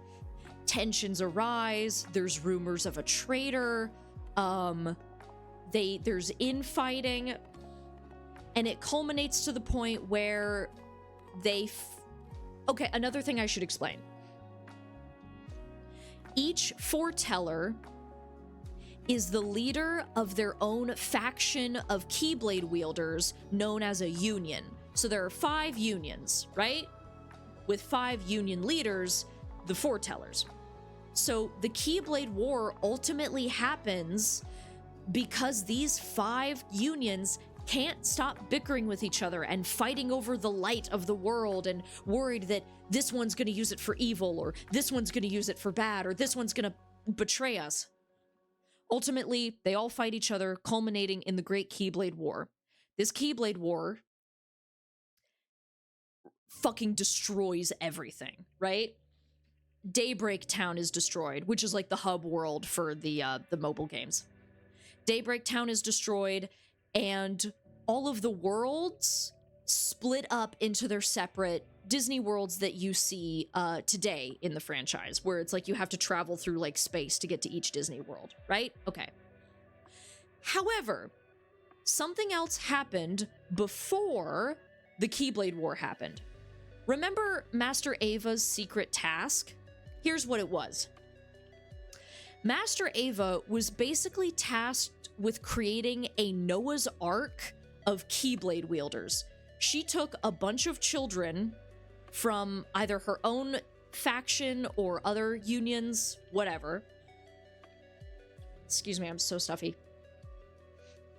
And she created this group called the Dandelions. And the purpose of the Dandelions was she was going to send them to a world that would be untouched by the Keyblade War. They would be protected, their memories would be wiped of all conflict between the unions, and they would live peacefully, carrying on light in their hearts. However, they still needed a group of people to lead them. So she was assigned by the Master of Masters to choose 5 specific children, because the Dandelions are all children. She was assigned to choose 5 specific children to become the new union leaders. What was it? Ephemer, Ephemer, Scold, Brain, Larium, and Strelitzia. Yes. However, before the new union leaders all get a chance to meet each other, Strelitzia is killed. And okay, yeah, Strelitzia was given an instruction book by Master Ava on how to lead the Dandelions. So she has the book, but Strelitzia is killed and her book is stolen. And so instead, a boy named Ventus takes her place. Well, they're all in this new realm. Everybody, all of the Dandelions, right, yeah, the Keyblade War happens. All of the Dandelions forget that the conflict ever happened because now they're safe in this realm, except for the 5 new union leaders. However, they come to realize that something is really off about the world that they're in. They discover that they are in a digital copy of Daybreak Town, and that digital copy is starting to glitch. And so now they are trying to search for not only a way out for those 5, but also a way out for all of the Dandelions. Right? And here's where I need to introduce 2 other characters, right? So when you play these games, you play as a player character. You play as your own customizable player character. So I'm just going to refer to them as player, right? There's also another character, and I want to say her name is Elria, but she eventually goes on to become Larxene later in the series, right? So that's... Also, Larium grows up to become Marluxia, just to clear the air. So we have Marluxia and Larxene, but they go by different names. But I'm just, to avoid confusion, I'm going to call them Larxene and Marluxia. Just know that they don't become their nobodies until, like, much later in the series. Should I just call them Larium and... No, we'll just say Marluxia and Larxene. So anyway... Right, so the current Union leaders, Ephemer, Skuld, Brain, Marluxia, and now Ventus, because Strelitzia is dead. Well, in their attempts to escape the data world, they find out that Ventus was possessed by a shadow and killed Strelitzia. Right? I can feel my brain swelling with eldritch knowledge. Yeah, this is how I've been feeling all day. It's complicated. Motherfucker, this is a summary of a summary. I've been studying this shit all day today. It's crazy. But anyway. So, right, Marluxia is so upset because Strelitzia was his sister. He lashes out at Ventus. Ventus feels horrible. Marluxia eventually forgives Ventus. Ventus ends up absorbing one of the darknesses. Or, excuse me, one of the shadows.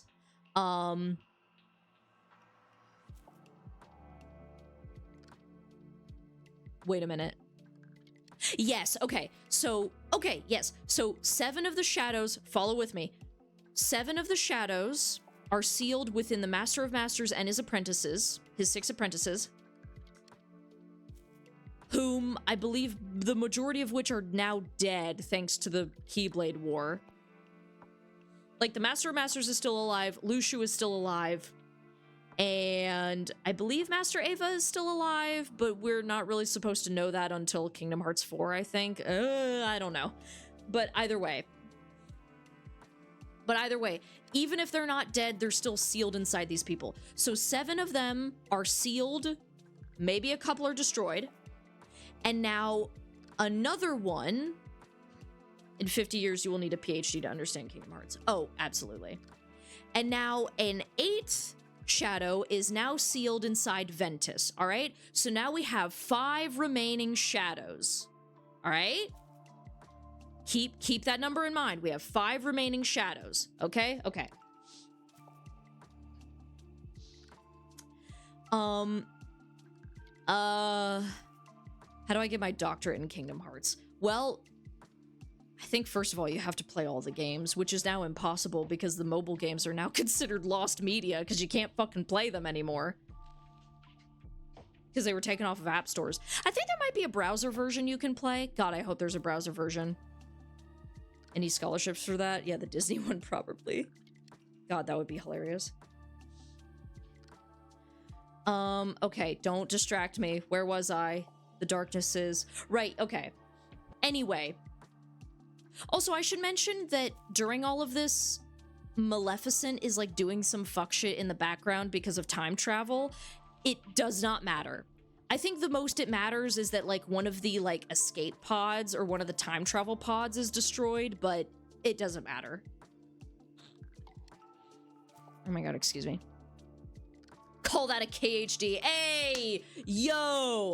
Very nice. Is there an APK out there you can download? That probably. I gotta look into it, but I digress. Anyway, yeah, so Maleficent's doing something in the background. It doesn't matter.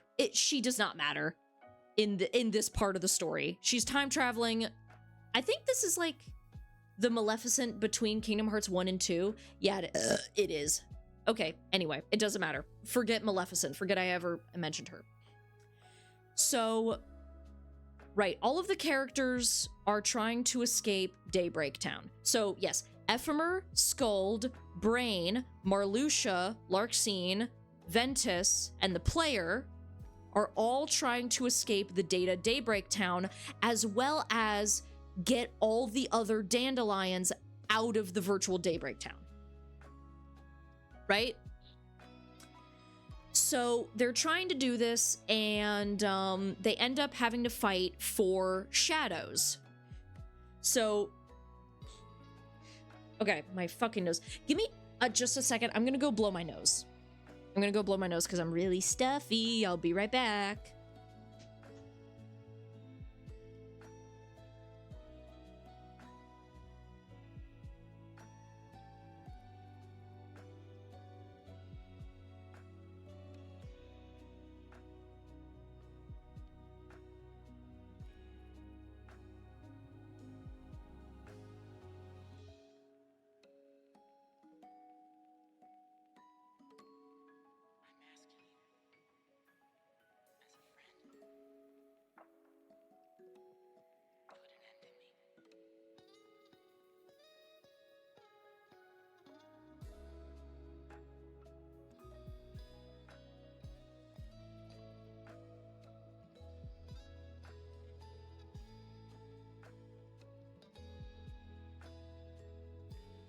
Okay, I'm back.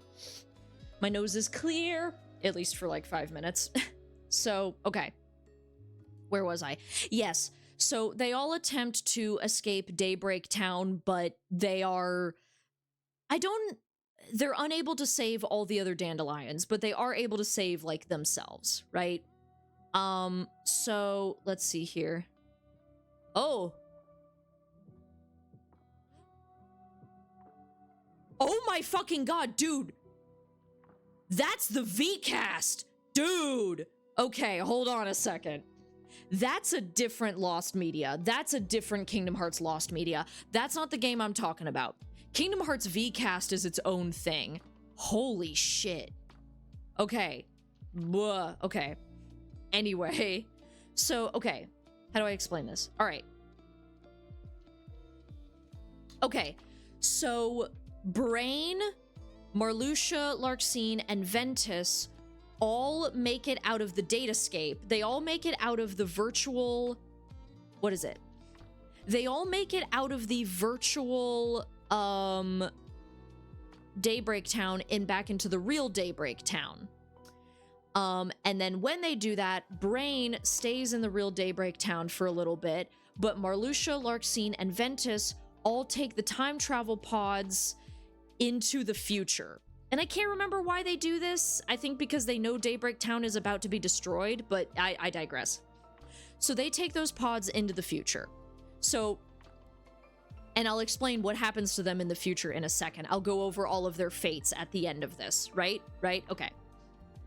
But yeah, those three go into the future. Brain stays in Daybreak Town just enough to have Luxu come up to him.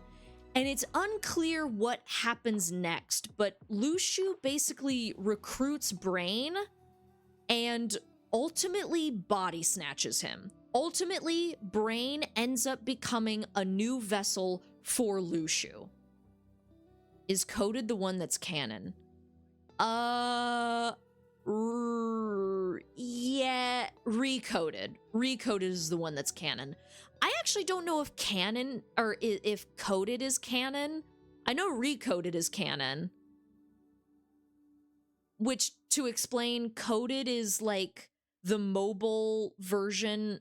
Oh god, how do I even describe Coded? Girl, I can't juggle that at the same time. I don't know about Coded, but Recoded is canon.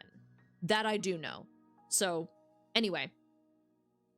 But yeah, Luxu ends up recruiting Brain and ultimately body snatches him. I believe, because there's also this other cutscene at the end where Brain wakes up in Scala ad Caelum, and that's really confusing, but I'll get to that in a second. So anyway, Brain runs into Luxu. Luxu says some cryptic shit. That scene ends. So now you have Ephemer, Skuld, and Player still in the datascape, but now they are fighting against 4 shadows. Well, Player decides to sacrifice themselves. They pretend that they are possessed by one of the shadows, forces Ephemer and Skuld to fight them, and ultimately deal a deadly blow in order to, like, open a portal into, like, the realm, like the space in between the datascape and the real world. Yeah, so okay. So like imagine 2 rooms, right? You have one room that represents the virtual like world, and then you have another room that represents the real world, and there's a corridor in between those 2 rooms. So he opens up a portal, pushes, or like, yeah, the 4 shadows and Player all get sucked into the corridor, right? Okay, the portal closes. Ephemer and Skuld then hop into the escape pods, the remaining escape pods, and they flee into the real Daybreak Town. But when they get there, they find that the real Daybreak Town is crumbling before their very eyes because darkness, because the Keyblade War, because the failsafe. how is it described? I think it's like once all the escape pods / time travel pods are taken, Daybreak Town destroys itself as like a safety thing. I don't know. It's complicated. But they're watching Daybreak Town destroy itself, so they hop into the last 2 remaining time travel pods, and teary-eyed are sent into an unknown future. So, meanwhile, player is stuck in this realm between with these 4 other shadows, and using their Keyblade seals off the entrance into the virtual world, so now these 4 shadows, plus themselves, are forever trapped in this empty corridor. However, the player dies, like, immediately, because, you know, deadly blow, exhaustion from battle, whatever. But the shadows are forever trapped in that corridor unless somebody comes and gets them out. So, to recap, 7 shadows are in the Master of Masters plus his apprentices, a few of which might be dead. 1 of them is in Ventus, so that's 8, and now 4 have been sealed in this corridor between worlds. 12 darknesses, 12 shadows are now incapacitated, leaving just 1. And we don't know where this 13th shadow is. All right? All right. So, what are the fates of all 7 of these characters that I talked about? Well, Ephemer gets sent into the future and goes on to establish Scala ad Caelum, which is this great school for Keyblade wielders. Not only that, but through his lineage, ends up creating his descendant, Xehanort. Dun dun dun! Xehanort is a descendant of Ephemer. Isn't that crazy? Dun dun dun. Well, anyway. Skuld, it's a bit unclear as to what happens to her. People kind of assume that she goes into the future and goes on to become Subject X. And very little is known about Subject X other than she was someone taken by Xehanort for the purposes of experiments. However, she was then saved by Isa and Lee before they became Axel and Syx. And then we never hear from her again, so what happens to Skuld is a bit unclear. So that's Ephemer, that's Skuld. Brain is a bit complicated because I think we get 2 endings for Brain, so I don't know if they happen both at the same time and there's 2 brains, or if one of them is true, one of them is false, or if one of them happens before the other one. I don't know. Ending number 1 for Brain is that he becomes Lushu. He, I guess, gets body snatched, and now Lushu lives on in that vessel, at least for now, until he gets a new vessel. The second ending, Brain travels through time, ends up in Scala ad Caelum, where he is greeted by a man in a hooded purple cloak. This is different from the black coat that you see in Kingdom Hearts often. This is a completely different purple uniform. Just purple. He's in a purple uniform. We don't see his face, but he's wearing a purple uniform. That's important for the Kingdom Hearts 4 trailer, all right? Okay, so that's Ephemer, Skuld, Brain. Who's the others? Okay, Larxene and Marluxia go into the future and ultimately go on to join Organization XIII as nobodies. Like, okay.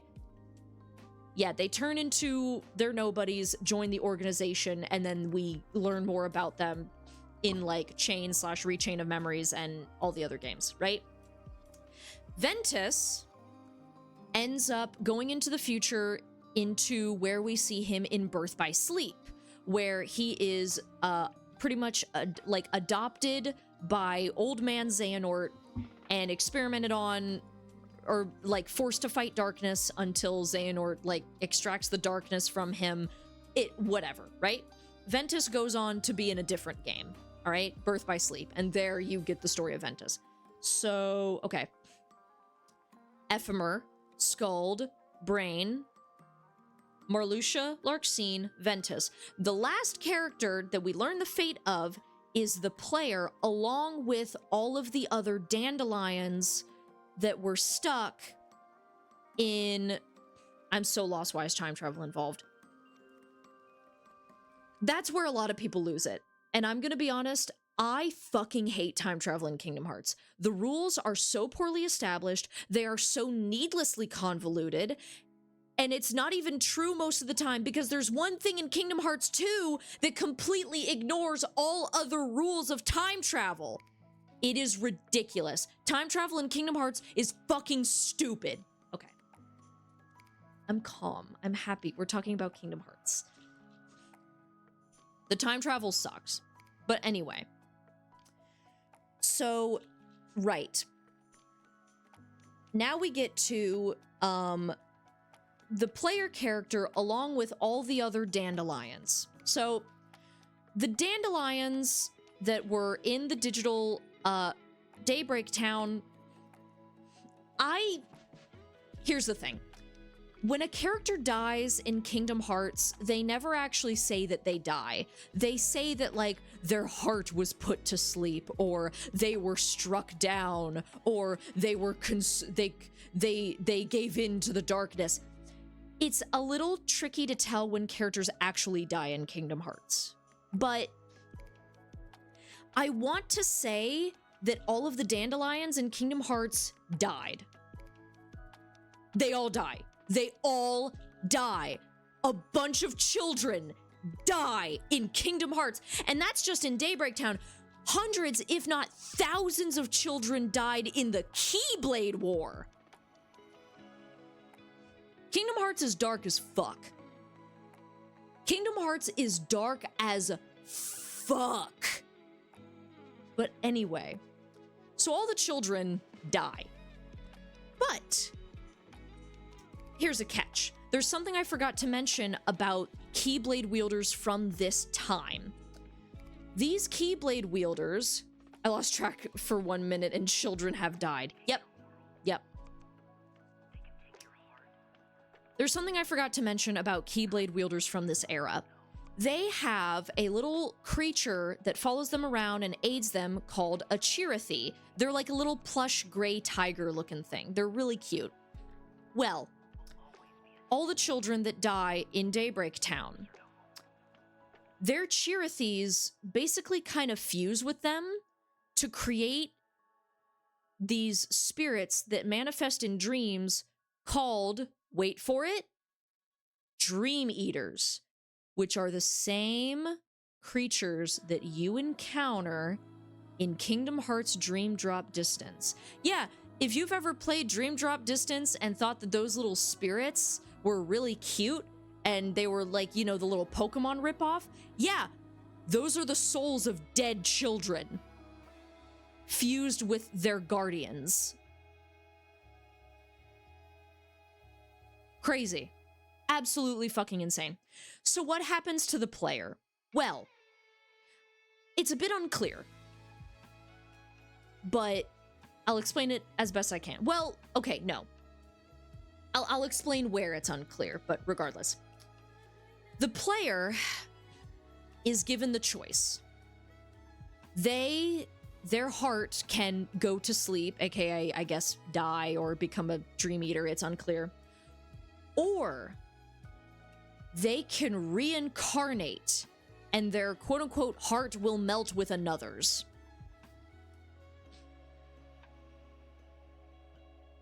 And it's unclear as to who they reincarnate into, because it's one of two people. They either reincarnate into Xehanort, or they reincarnate into Xehanort's caretaker, who raises them on Destiny Islands. And we don't see the caretaker's face, we just see them cloaked in blue robes. This is why I believe that they are Xehanort's caretaker, not Xehanort. Does that make sense?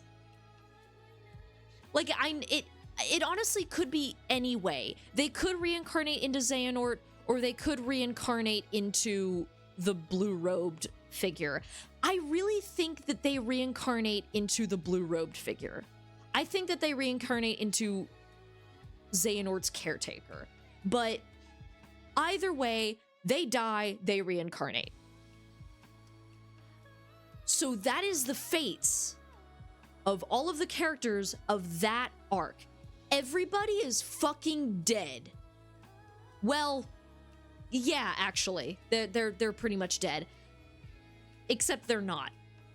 Because some characters are going to make a reappearance in Kingdom Hearts 4. So, fun little fact about Quadratum.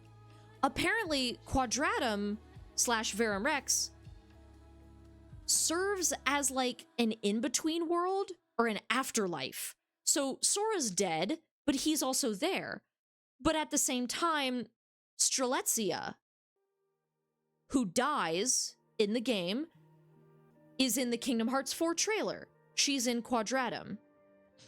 And so are a couple other characters from the prequels, from the mobile games.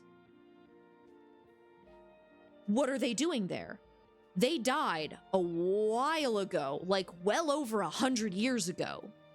How long have they been in Quadratum, right? And because time is fucky, maybe they haven't been there that long, but we'll see. Either way. So now we get on to the new game, Kingdom Hearts Dark Road. So, before we go on, any questions? Before we continue, any questions? Because this next game is going to be a lot easier to explain, because it's a bit more straightforward of a plot.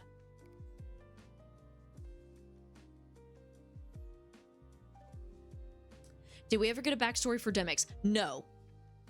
Oh, sorry. There's one more important detail I completely forgot to mention. Okay, so at some point before the digital Daybreak Town is sealed off and the real Daybreak Town is destroyed, Lushu takes a white cloaked figure who is like unconscious because he's like carrying them like over his shoulder, and puts it in one of these time travel tubes. And when somebody asks, and when one of the shadows asks like who that is, he says the true Dandelion. Now, people theorize that this is Strelitzia because there's another cutscene where we see Strelitzia walking in a white cloak. But again, that wouldn't make any sense because Strelitzia died. And also, we didn't get to see like the face and her orange hair like we did in that other cutscene. Like, okay, there's two cutscenes with a white cloaked figure, one of which is very clearly Strelitzia because you see a little bit of her face and her hair. The other cutscene, it's unclear if it's Strelitzia because you don't see the hair and you don't see the face. And in the first cutscene, she's walking on her own, and in the second cutscene, the figure is unconscious. So we don't know who this white cloaked figure is. It could be Strelitzia, it could not be. We don't know who this is. But yeah. So no, we don't get a story for Demyx. I feel like we might in Kingdom Hearts 4. Because he was... I don't know. He's, Oh, okay, hold on. Could what happened to Sora have happened to Demyx? Like he's originally from Verum Rex but died. I actually don't know if it goes the other way around. I know that like if you die, you might end up in Verum Rex, but I don't know if you die in Verum Rex, do you end up in the real world? I don't know. Because from what I've seen from the trailer, his character design seems more like that world. No, I feel like his design definitely fits the rest of the Organization XIII members. But that's an interesting question, is that like, if you die in Verum Rex, could you also end up in the real world? I'm not sure. That's interesting.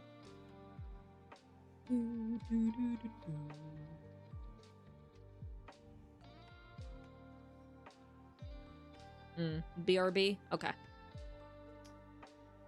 Oh, I need to take a break and drink some water. And then I gotta explain Union Cross. Or, no, sorry, I already explained the Chai saga. But now I get to explain Xehanort's backstory.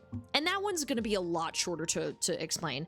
But yeah, before we move on, any other questions?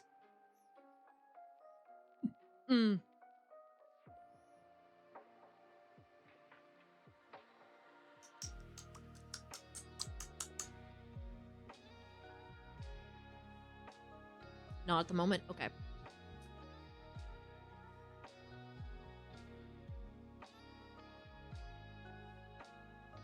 I have a feeling Ephemer is also going to play a role in Kingdom Hearts 4 because you see, and I haven't played Kingdom Hearts 3 yet, but I believe you see, like,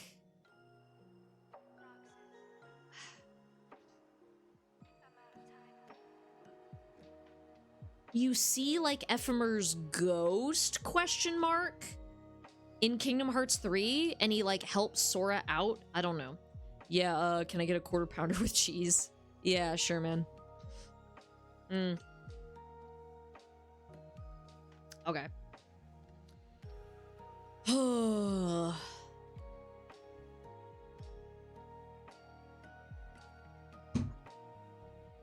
gonna set something up real quick. Just as, like, a silly thing we can end on.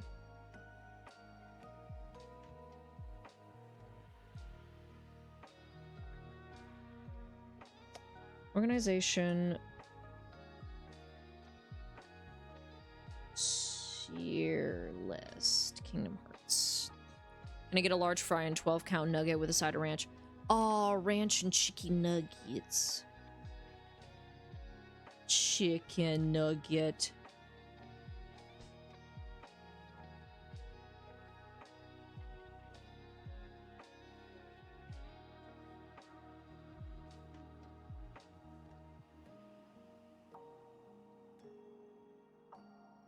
Oh, okay. Hold on.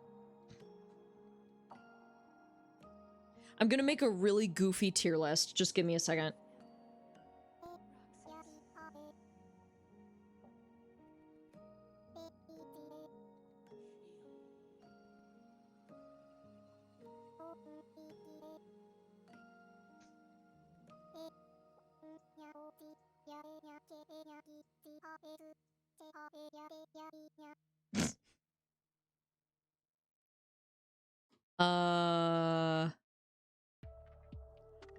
Is there anyone on here that I'm not familiar with their character?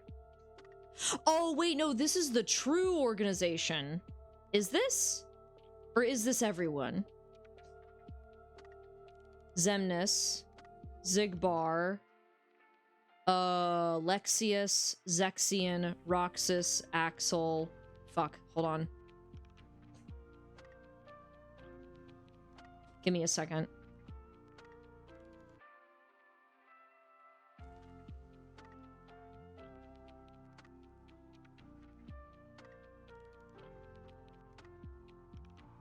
I have to count. I have to count something.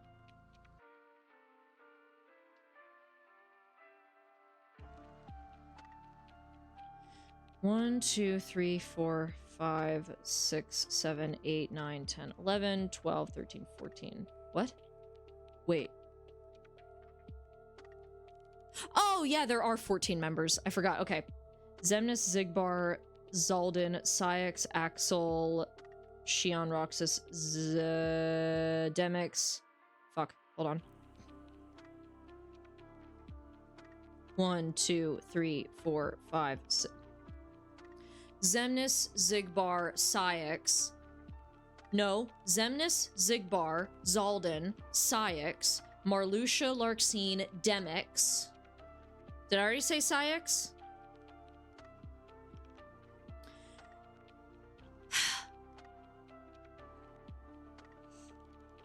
Sorry, give me a second. I'm trying to name all the characters from memory. Xemnas, Zigbar, Zaldin, Lexius, Zexion, Vexen, Luxord, Marluxia, Larxene, Demix,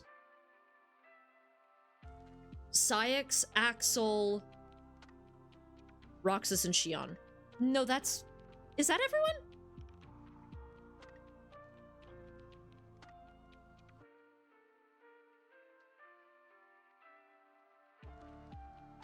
Xemnas, Zigbar, Zaldan, Lexius, Zexion, Marluxia, Larxene, Luxord, Vexen, Demix, Axel, Cyax, Roxas, Xion. 1, 2, 3, 4, 5, 6, 7, 8, 9, 10, 11, 12, 13, 14.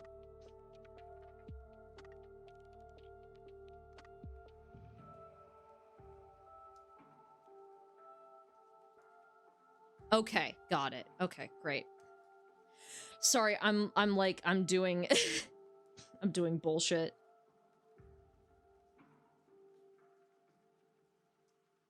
Let me line everybody up in a nice neat little row here.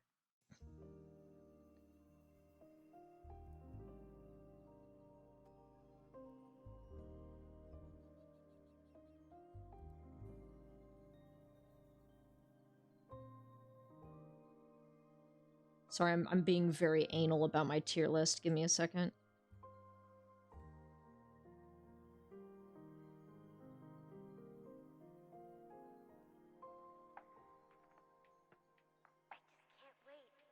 Luxord, Demix.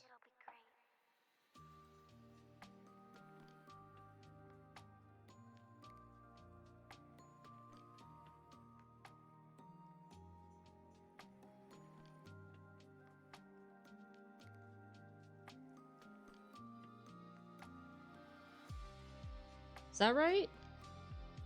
All of the Xehanorts.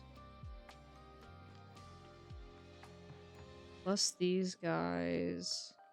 Plus those guys. Okay, yeah. Alright, we're good. Okay, so whenever Monty comes back, I can continue with the rant. I also, sorry, just to explain what I'm doing, I'm creating a tier list of Kingdom Hearts characters, but I'm not going to tell you how I'm going to rank them. I'm just going to share my screen, and then we'll go with it.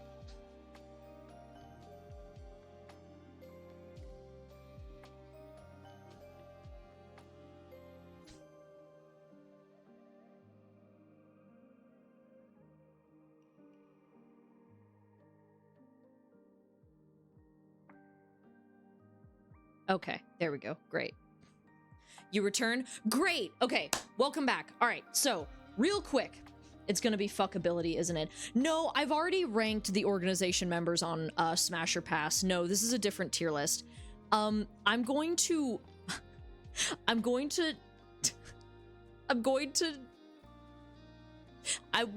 leave it as a surprise.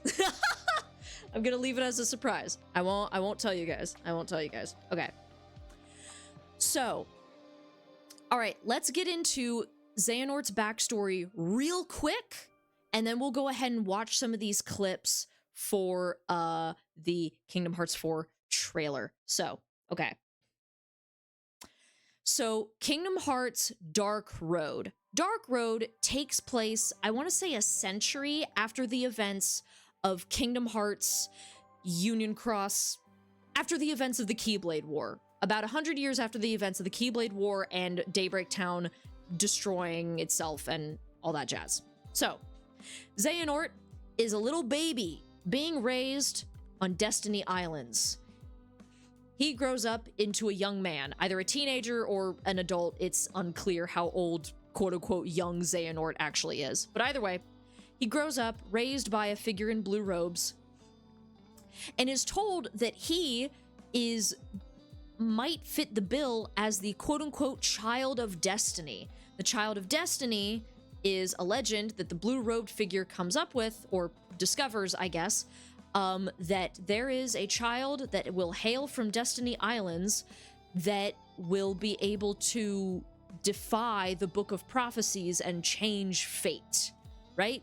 Save all of existence or some shit. I don't know. It doesn't matter. Xehanort is raised to believe that he might be the Child of Destiny. I don't know if he believes it. So time goes by. He's on Destiny Islands.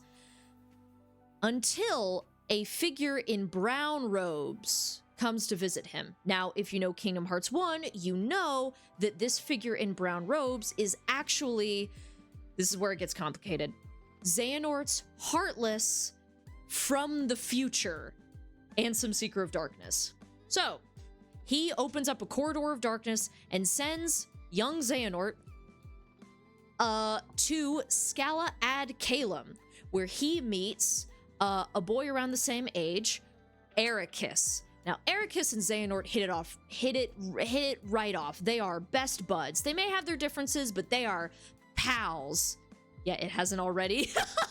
Yeah, exactly.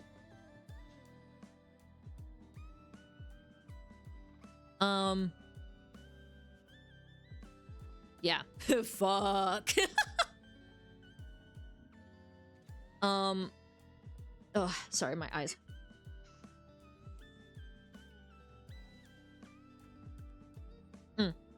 Okay.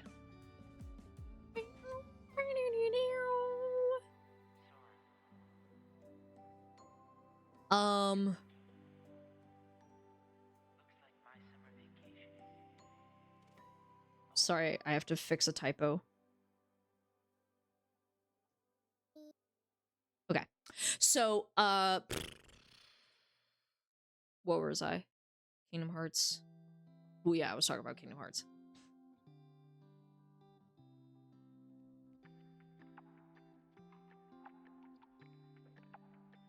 Oh my god. Fuck. Yes, okay. Xehanort and Ericus end up in the same class together on Scala ad Calum. Now, if you'll remember, Scala ad Calum is the Keyblade Wielder School, where Keyblade Wielders learn to become Keyblade Masters, right? Okay. So, Ericus and Xehanort are being taught under Master Odin, and they are in the same class as, I want to say, 4 or 5 other members.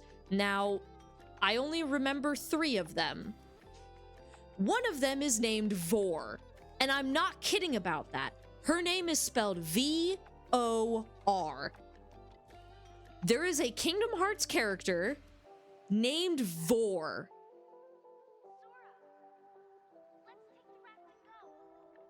Isn't that fucking wild? Ain't that some shit?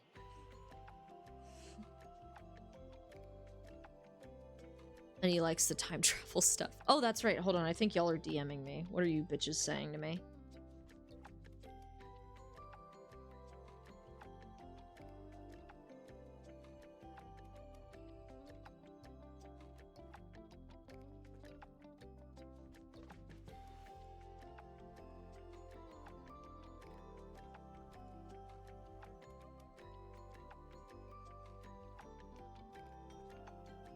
Okay. 1 second. I had to answer DM.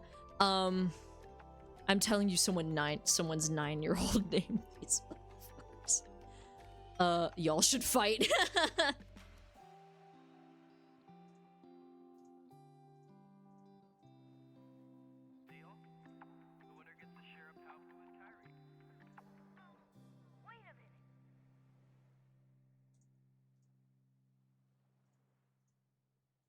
Okay, stop fucking distracting me, you motherfuckers. Okay. Vor was so crazy, I accidentally closed my tab. Yeah. It's something. But anyway, so there's a character named Vor. There's a character named Balder, and then there's another character named Bragi, I want to say. Bragi, all you need to know about him is that it's later revealed that Bragi is Lushu's latest vessel. At least at this point in the story. Now, I don't know when Bragi becomes Lushu. I don't know if he always was Lushu. It's unclear as far as I know, right? Yeah, whose kid named these characters? Exactly. So, Master Odin goes to his students and he's like, hey, 7 of your upperclassmen have gone missing. Normally I wouldn't do this, but it's dire circumstances. Go explore the worlds and try to find your classmates. So they go. And they find the 7 upperclassmen, only to find out, yeah, first name Balder, last name Gate 3. Yeah, exactly. Oh, I should also mention that Baldur has like a dead little sister. That'll come into play later. Ow, my throat. You know what? Should this be... Hold on. This should be a Kingdom Hearts character tier list, not just Organization XIII.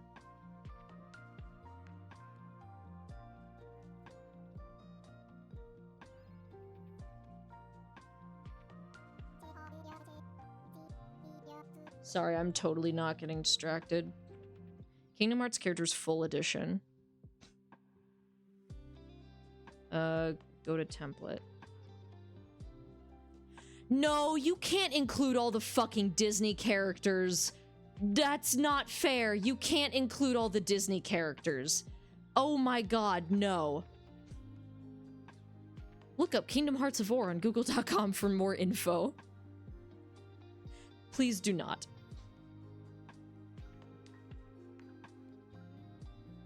Okay, let's try this. Kingdom Hearts characters.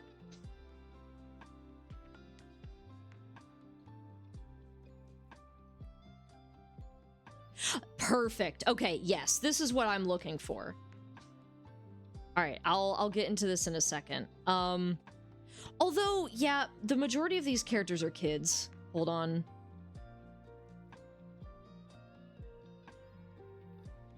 Well, we'll just put those in. Well, no, because I don't know all the other characters. Okay, hold on. Yeah, because the only other adult characters that I know that well are Terra and... Okay, well, I'll just stick it with Organization XIII, and I'll just give my thoughts on other non-Organization XIII members. Oh, sick. It saved my, my thing. Great. Okay, moving back. Peanuts? Whoa. Okay. Yeah, please don't actually look up. If you're gonna look up the character, her name is spelled V-O-R. No E. No E. But anyway. No E. E. Anyway.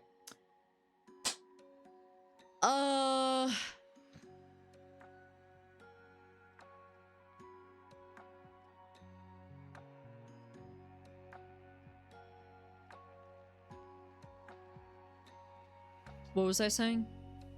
Great googly moogly. It's like a Russian nesting doll. Okay.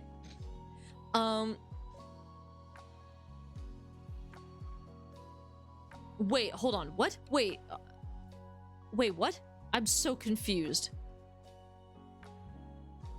You know, I hate to... There's probably a lot of Kingdom Hearts Vor art. With the amount of times that people talk about people being inside Sora...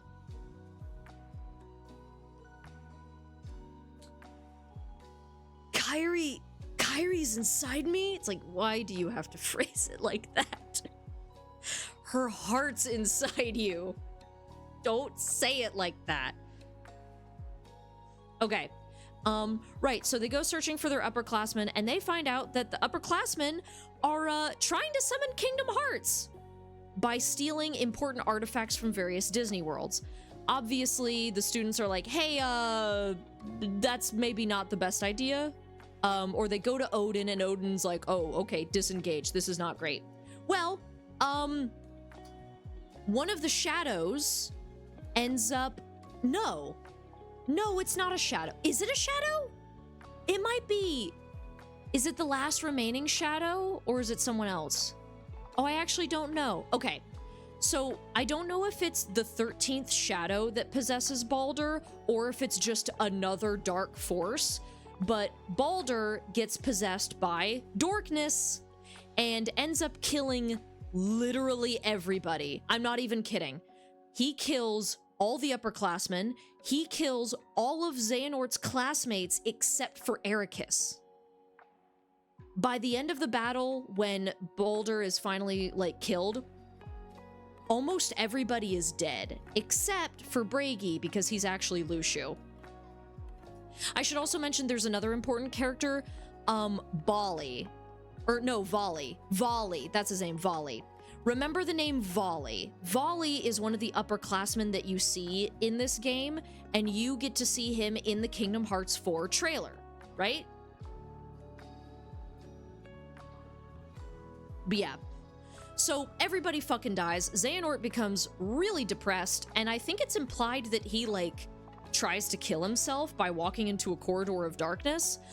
Anyway, he's rescued by the Master of Masters, who gives him a dark cloak and says some cryptic shit. Xehanort grows up and becomes more evil, and Ericus is like, hey, you shouldn't do that, and Xehanort's like, no, this is the only way I can fix things. And the last we see of these two youngsters, they're fighting each other. And that is the end of Xehanort's backstory, because the next time we see him, it's 50 years later during the events of Kingdom Hearts Birth by Sleep. So, yeah. That is the backstory of the mobile games. Ain't that some shit? Ain't that some shit? So, now that we've done that, are y'all ready?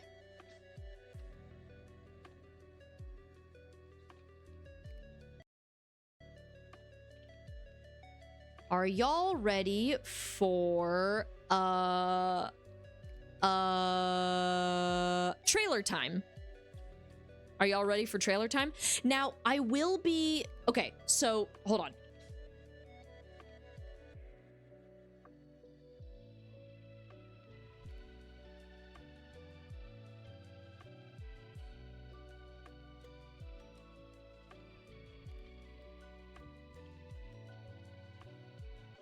Okay, I'm gonna show you two different versions. Okay, actually, okay, hold on. What do I need to show you first before I show you the Kingdom Hearts 4 trailer? The new one.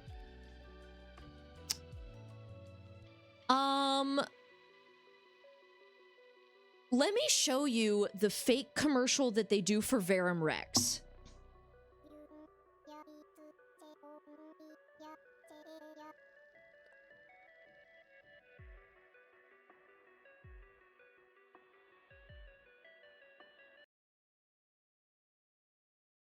Okay. Okay, so I'm gonna show you one thing first, because this will give you a better look at Quadratum.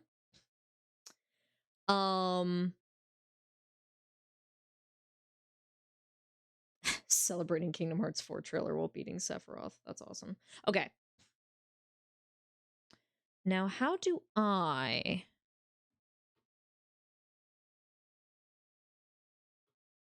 window share?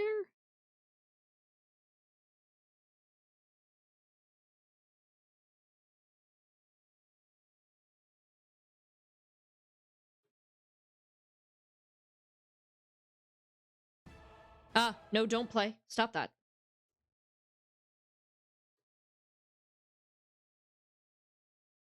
Oh, it's big.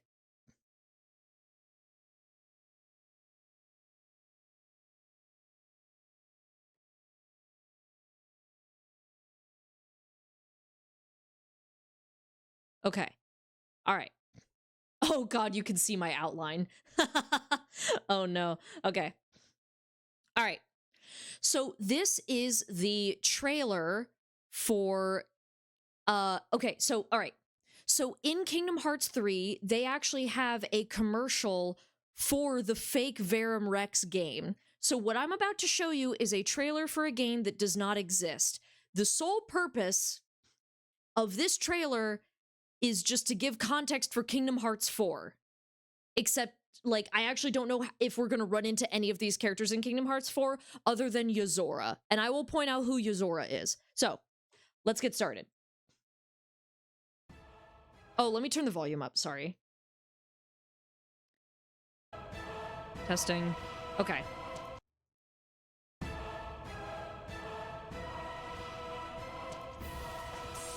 But yeah, this is in Kingdom Hearts 3. This is... I actually don't know how you discover this. And I'm gonna let the whole thing play out before I, like, go back and give my, like, additional thoughts.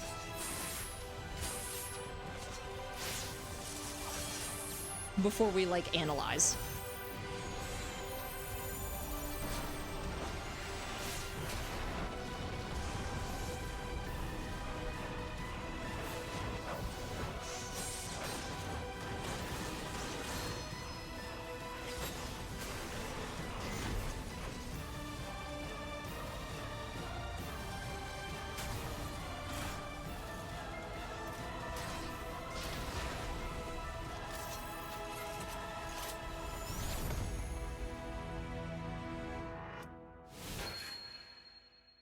There you go. So. Oh, there's more. Oh, yeah, okay. Right, and then it advertises the action figures. Okay, great. Okay. So, okay. So, there's not that much to analyze, but I'll go bit by bit anyway. So, they're fighting. Okay, so the robots that they're fighting are the action figure guys that you fight in Kingdom Hearts 3. Okay, for added context, right? In Kingdom Hearts 3, when you are in the Toy Story world, Rex, the character Rex, is really obsessed with this video game Verum Rex. And so there's like a segment where you go to like the toy store and you actually fight action figures from this game, right? So all these robots are action figures, and that's why you have like this bit at the end that it's like, ooh, the lost technology arms, rams, gigas, and you fight these guys in the game. I don't know if you can, yeah, you can see. So they're fighting these guys, and I don't know if you can see, but I think this is supposed to be Quadratum. Yes, I think this is supposed to be Quadratum. I think this is supposed to be Quadratum. You don't see the iconic building, but we'll get there. So, let's see here. Okay. This guy is Yozora. And you'll notice Yozora looks a lot like Riku. He looks a lot like Riku. I don't know why that is. So don't ask me. Now, I don't know anything about this diva, but I have heard rumors that she is the character, she's like the disembodied star that you talk to at the end of Kingdom Hearts 3 and at the end of Melody of Memory. But I don't know anything about her other than she's pissed about being a disembodied voice. I don't even know her name. I think it's like something like Stella, probably, because Star. Well, I don't know. Honestly, a lot of people in KH look like Riku who are not Riku. And also, Riku is also a lot of people that don't look like Riku. Yeah, okay. So that's that diva. I don't know what she's doing. I don't know who this red-haired guy is. I kind of hope that we run into him in Kingdom Hearts 4 because he's cute. Ooh, he's cute. I will say, because like I think he's supposed to be like the Axel / Reno of this supposed game, because Final Fantasy has Reno, who is basically Axel, and then Kingdom Hearts has Axel, which is basically Reno.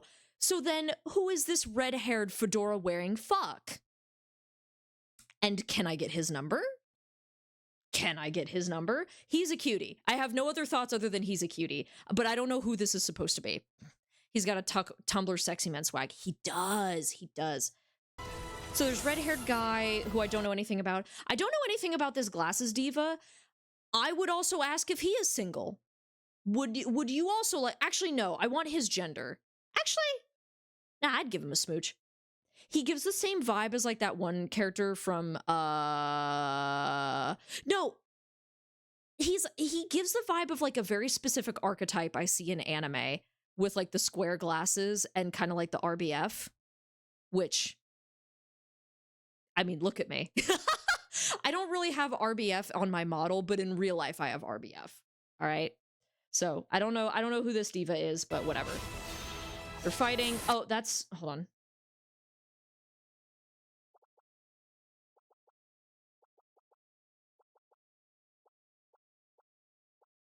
trying to get a better shot of Yozora. Yeah, Yozora looks a lot like Riku. Except he has heterophobia in his eyes. Oh, you can't really see it here, but... Yeah, he looks a lot like Riku. Especially with the outfit. He looks a lot like Kingdom Hearts 3 Riku. Anyway. We'll get a better shot of him in a second. And again, don't know who the diva is. Oh, okay, we didn't get to see the heterophobia in his eyes, but... Yeah, like, you cannot fucking tell me that that's not just, like, Riku. That looks like Riku. right? And yeah, I don't know if you can see, but he has one red eye and one blue eye. Yeah, let me scrub through like the rest of this. Here's a better shot of him. There you go. Yeah, that's just Riku. That's literally just Kingdom Hearts 3 Riku. But yeah. RBF, resting bautism face. Yep. You have resting W face, resting whimsical face. He looks like Noctis from Final Fantasy. He does a little bit, yeah. Oh, you talk about the glasses guy? I mean, yeah. Or are you talking about Yuzora?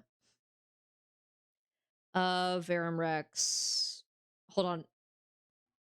God, my favorite console, the Play Plus. I love the Play Plus. But yeah, now I've heard that this is apparently very similar to Final Fantasy XIII, but I don't know. But either way. So let's see here. Oh shit, could y'all hear that? Oh my god, could y'all hear the window? I didn't even pay attention to see if y'all could hear the fucking thing. Okay, you can. Thank God. Jesus Christ. Oops, oops, oops, oops. Well, okay, well. Recommended recommended search reveal. 1 hour of silence occasionally broken by art. Kingdom Hearts 4 trailer, Markiplier, Final Fantasy. Yeah. Whoopsies. All right. I gotta be careful about that. I thought you meant an actual window into your home. Hello. Yeah, no. That's scary. Okay, so that's a Verum Rex commercial. So let me show you the Kingdom Hearts 3 secret ending then.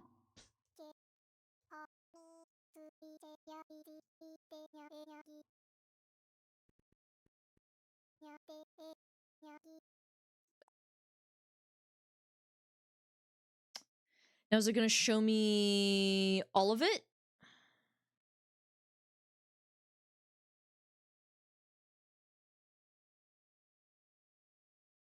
Okay, good ending, and then also bad ending. Okay, hold on. So this is the teaser for Kingdom Hearts 4. Yep, Quadratum, most replayed, reconnect. Okay. So this is the secret ending for Kingdom Hearts 3, and I believe this... actually, Ignis is a better description of Glasses Guy. That's, like, identical. Oh, gotcha. Okay. So this is the secret ending at the end of Kingdom Hearts 4. This is the secret ending cuts. Sorry, not Kingdom Hearts 4. Kingdom Hearts 3. Goodness. This is the secret ending. And I believe you actually get to fight Yuzora after this. I'm not sure. You either get to fight him after this or before this or whatever, and depending on if you win or lose against him, you get to see different cutscenes. Which I imagine the true ending, or like the good ending, is the quote-unquote true ending, but I'll show both just to show it because it's interesting. I don't know. Loki, that might just be Ignis. I don't know. Bro got Kingdom Hearts early just for us. God, I wish. Well, even if I did get Kingdom Hearts 4 early, I wouldn't be able to play it because I don't have a console that could run it. I don't even think my PC could hold it. Or my laptop, yeah. So this is the secret ending for Kingdom Hearts 3.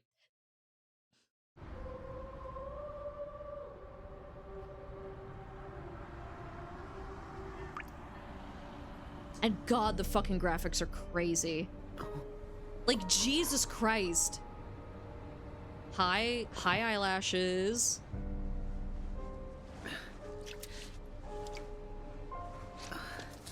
Also, something really fun that my mom notices that, like, in a lot of movies and video games, the streets are always wet. And they do that so that you can have really cool he's like, whoa, I'm in high def. But they do that so you can have, like, good reflections and lighting and stuff.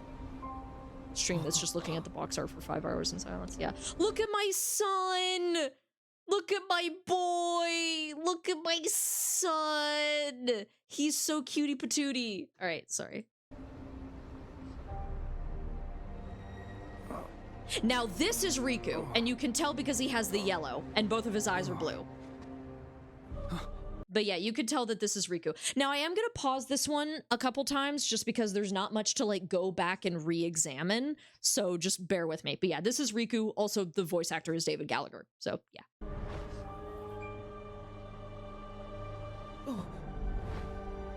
Oh, transportation!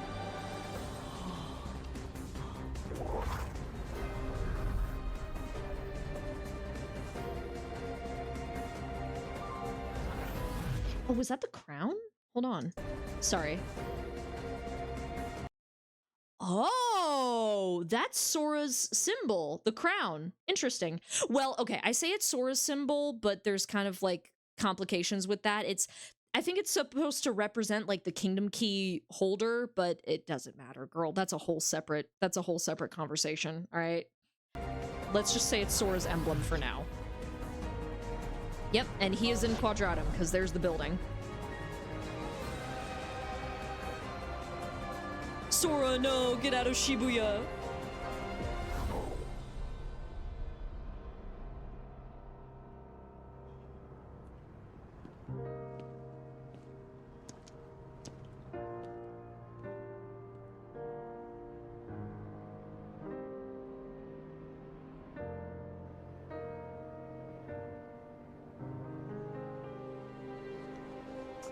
And that's Yozora. You can tell because of the heterophobia. Fucking get the hell out of here. We're not done.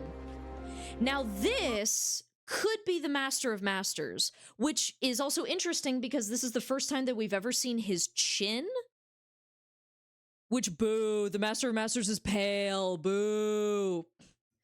Sora, no, they're gonna put Gojo in the cube, get out of there. Sora could have prevented Gojo from going into the cube.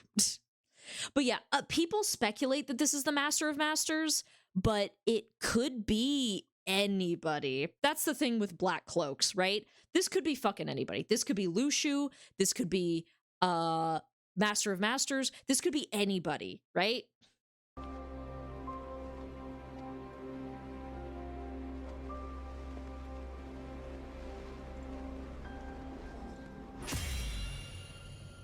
Reconnect, Kingdom Hearts. So that is the little teaser you get. No, I don't want to watch this video. Stop that. Stop that. Stop. Stop. Okay, now Kingdom Hearts 3. Let's watch the bad end first. Kingdom Hearts 3 Remind DLC bad ending. Because the Remind DLC is just like extra fights and stuff. It could be you, Psy cameo. That would be fucking awesome. He takes off the hood and it's just Osharis, and I'm like, oh my god, it's me. All right. So,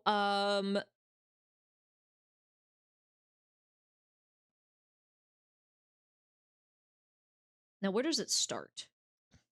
Does it start? Okay, yeah. So you get to see a little bit of the battle.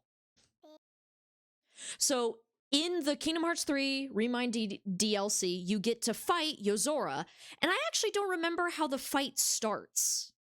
I'd love to look that cutscene up. I'll probably do that when I get more into Kingdom Hearts 3, because I have yet to play this game. But I'm not going to get the Remind DLC because... Actually, did I get the DLC? I don't remember if I have the DLC or not. I probably won't be able to finish the DLC because it's just bonus fight content. He takes off the hood and Osharis just starts yapping about thirsting for Axel. I take off the hood and I just start making out sloppy style with him. Fuck yeah. Okay. So this is if you lose the fight against... Ow, my dick! Ow! Okay. This is what happens when you lose the fight against Yozora in the DLC.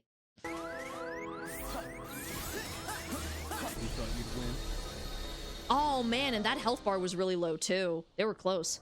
How could... My son! No! Sorry, but I don't lose.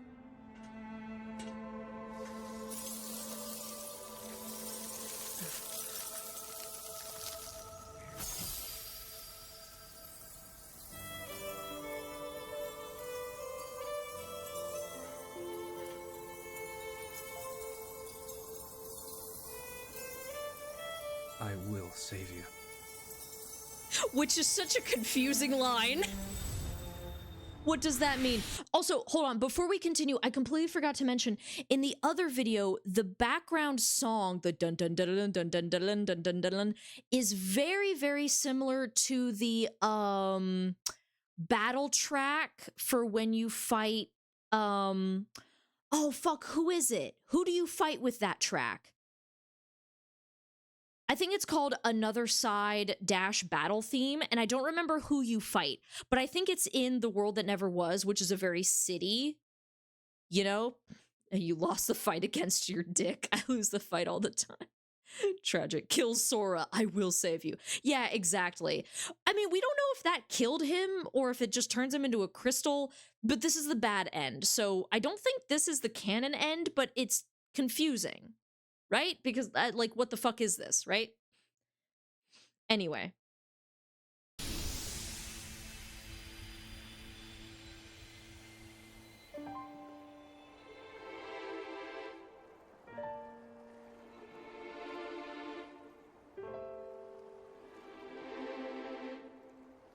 God, the animation. Holy shit. Hold on. Sorry. Is this at the highest quality it can be? This is so gorgeous. Oh, motherfucker. You could see the fucking details on the skin. And the individual pieces of hair. Kingdom Hearts Crystal Gem AU when? Don't even joke, lad. Don't even joke, lad. I don't fuck around with my Kingdom Hearts AUs. Don't tempt me. Don't fucking tempt me. Oh, pierce ears. He's gay.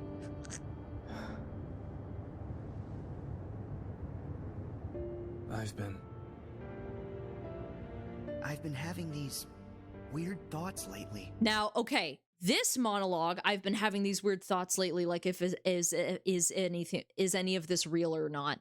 That is a callback to Kingdom Hearts 1. That's like the first words you hear Sora say in the game in the opening like cutscene, the opening like movie, right? So, what is the significance of Yozora saying that here, right? Like, is any of this for real or not? None of this makes sense to me. Okay, that part's new, I think. Okay, well, all right. And then, yeah, let's go straight into the good ending. So who is that hottie back there? Was that Dante from Devil May Cry? Damn! He's attractive. Yozora is Sora. I mean... Okay, so this is the good ending. And it says true ending, so who knows? Oh, I gotta pee, bro.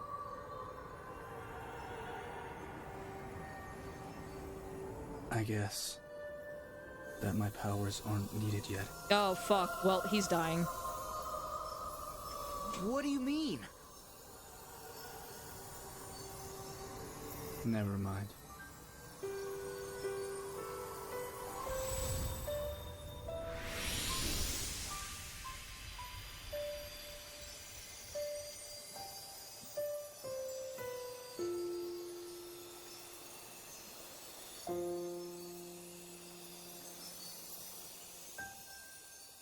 I should also mention, hold on. I should mention this place. Hold on. This place you see in Kingdom Hearts 3. This is what they call the final world, which is an area, I think they described it as between death and sleep. I don't remember. Dante is hot as fuck. Yeah. Sora collects souls like Pokemon.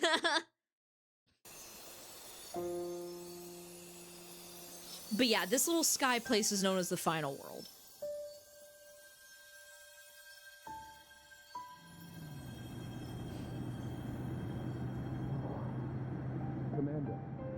Commander. Commander. Forgot about that. Impressive, is it not? Wait! Is that fucking Luxord? Oh my god, is that fucking Luxord? I mean, obviously it's not Luxord, it would be Luxord somebody, and we'll get into that in a second, but... Bitch!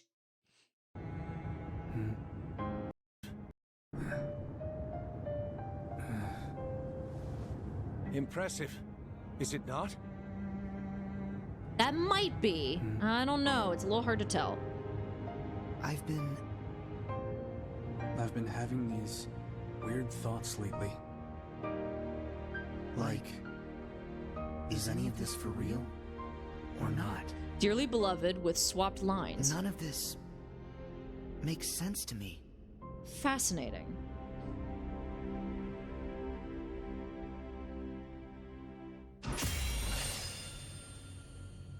Okay, well that probably is the true ending then, because Oath to Return, Kingdom Hearts. Oh? Any more? Oh yeah, cool, you get a thing. Anything else?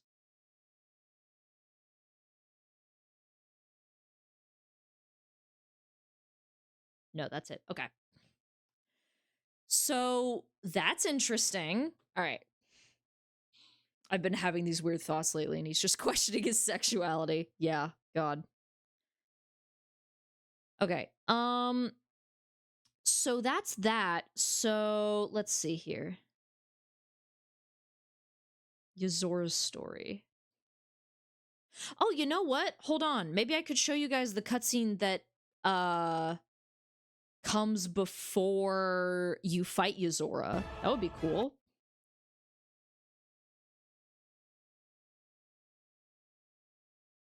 Him talking to the star. That's more in the middle of Kingdom Hearts, I think. Yes. Okay, here we go. Okay. So I think this is the scene that comes before you fight Yazora. So let's do this. God, I hope I don't get copyright claimed for any of the audio in this fucking video. I probably will. Oh well. If I can't upload the VOD, then I can't upload the VOD. Or if the audio gets muted, fucking oh well. Not the end of the world. This place. Why is my brightness so low on this screen? At least I'm all here. Oh, where'd the subtitles go? You cannot play Kingdom Hearts without subtitles. There's no way you could fucking understand Donald. Hey! Is anyone out there?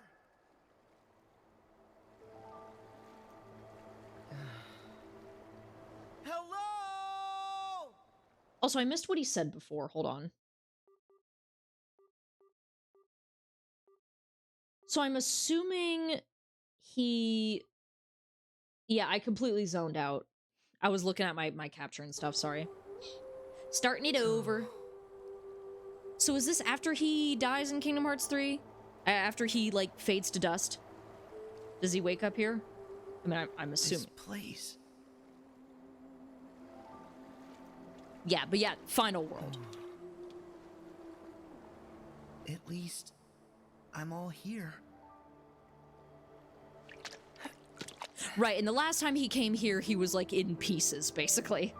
For context. Earlier in the game. Hey! Is anyone out there? I gotta stop chugging water. Hello? At least my hands are still huge. Hey. Huh? Hey. Wait, hold on. Dude, if I woke up in a place like that, I'm just going back to bed, Ed. I'm not dealing with that. Hey. Huh? Hey. Who's that?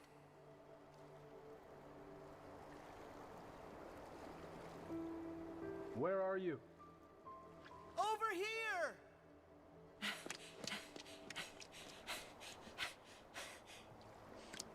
I see you.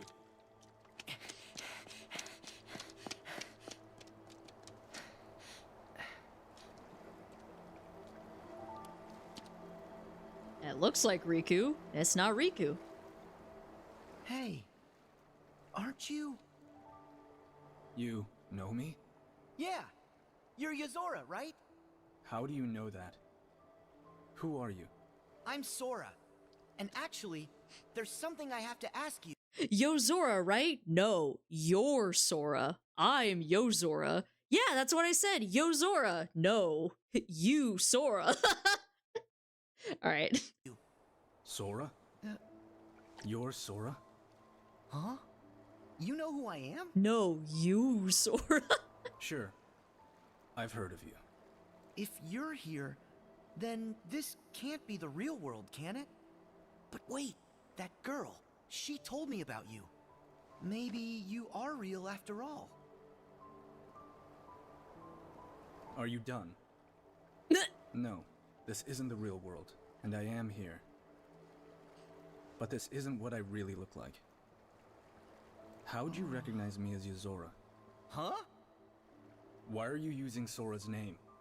Because I am Sora. If you are who you say, and it was fate that brought us here, then my path is... Wait, he hit the pose. Wait, which pose? Man, Sora is so precious. Yeah, I know, he's my son. My sweet boy. What's... Wait. The rude, are you done? Yeah, what's the pose? Sora collecting stray cats. Yeah, that's what he does. Is he like the pointing at his chest? Is that what pose? Wait, what pose? Sora with the hands on the back of his head. Yes, yeah, he hits that pose a lot. He likes that pose. Hold on. I guess you're real after. Oh, I don't have hand tracking. Haha, I'm flipping you off, and there's nothing you can do about it. Haha, you don't see me flipping you off. Haha. Okay. Hold on. Yeah, let me go back to the. Do love the. Are you done? Are you done? Are real after all. He hit the God, he has huge hands.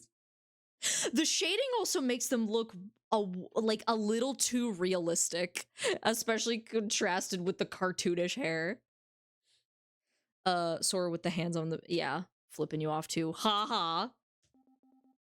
All right.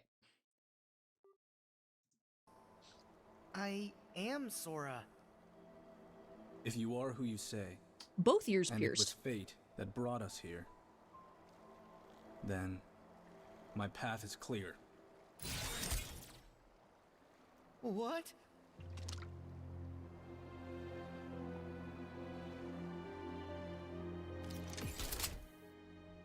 Oh, he hit the pose from the game.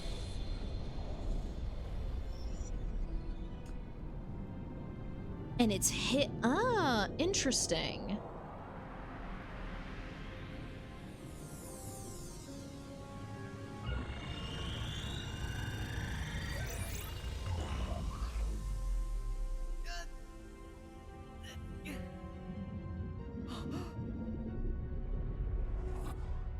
And now they're back in Quadratum. Hey, wait! I accidentally wandered into this place and went through some trials. Then, I was told to save Sora. Huh? Then what's with the weapon?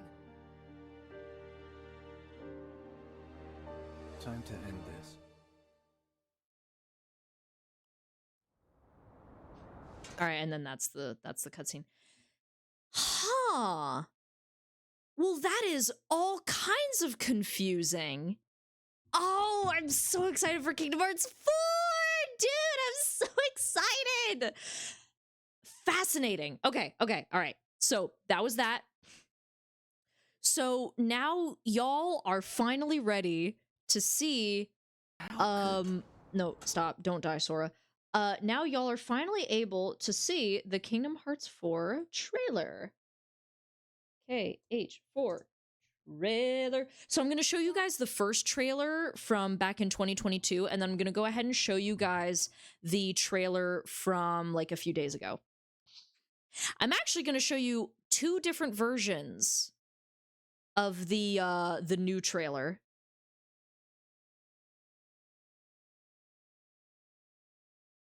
Now, I know y'all have gotten used to the English Kingdom Hearts, but unfortunately all we have right now is the Japanese stuff.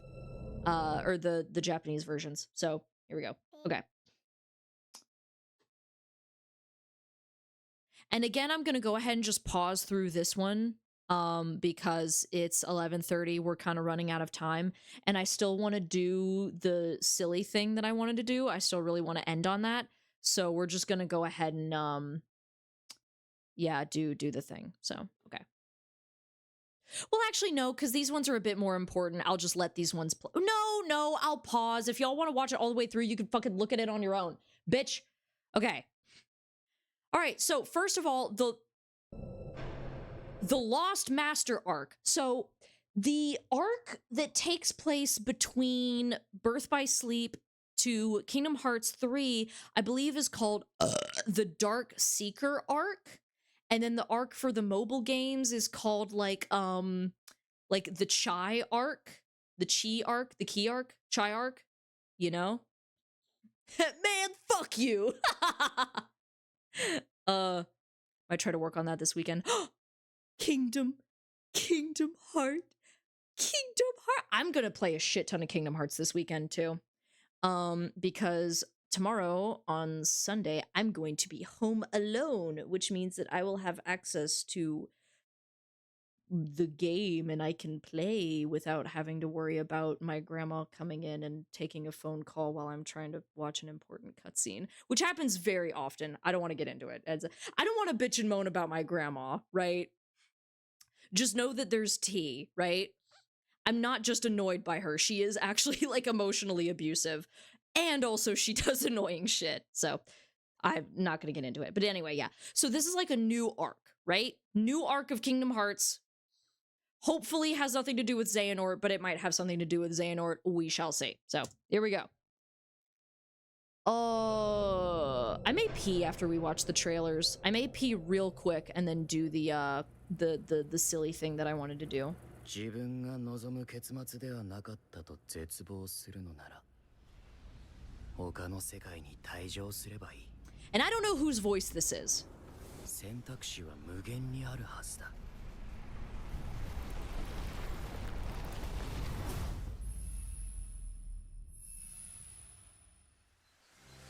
The heart resides within the soul, which in turn is guided by fate to its rightful place. Also, my god, animation. This game is gonna be 100 gigs. Okay, so that's the chess piece. The choice is yours once more. So the thing about the chess piece is that that's also a reference to a scene in Kingdom Hearts 3 where they play like a chess game, except it's not actually chess, it's called something else. But one of the pieces has like Sora's crown on it and it represents Sora. I don't know. But anyway. Hey, are you ready to see Sora? He looks completely different. You're gonna be shocked when you see him. He looks completely different.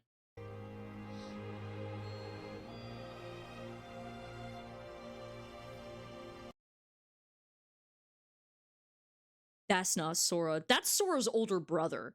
Like, who? Shogi? I don't know who that is. But yeah, the Sora, here he is. Now, I've heard that Sora is not going to look like this for the entire game. I've been told, I hear that he's only going to look like this for the Quadratum section of the world, or of the game. And then when he goes to other worlds, he's going to look different and more cartoony. No, the chess. No, I don't think it's a well, I don't want to say it's not a real game, but that's not Sora, that's Sorant. Sorarnt. It's sorta. Sorta. Is that Sora? Sorta. God, how many times can you say that about various characters in these games? It's like, is that Sora? Sorta. Anyway. And they stole his shoes! And this bitch is Strelitzia. This is Strelitzia. Soraint. But this is motherfucking Strelitzia. あなたはこの世界に来て7日間ずっと眠っていたの。 Bro's been here 7 days and has aged 5 years. クワッドラトム。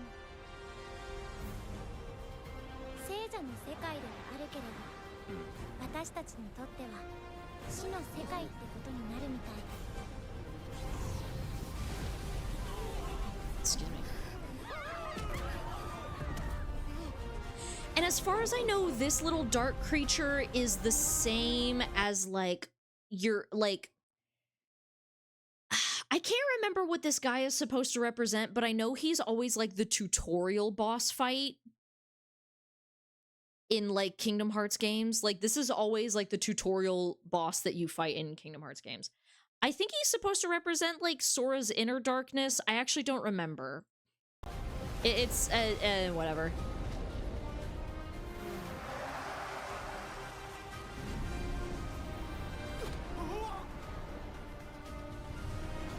I was gonna say something else. Yoko Shimomura cooking with the music as always. Oh, he has his shoes back.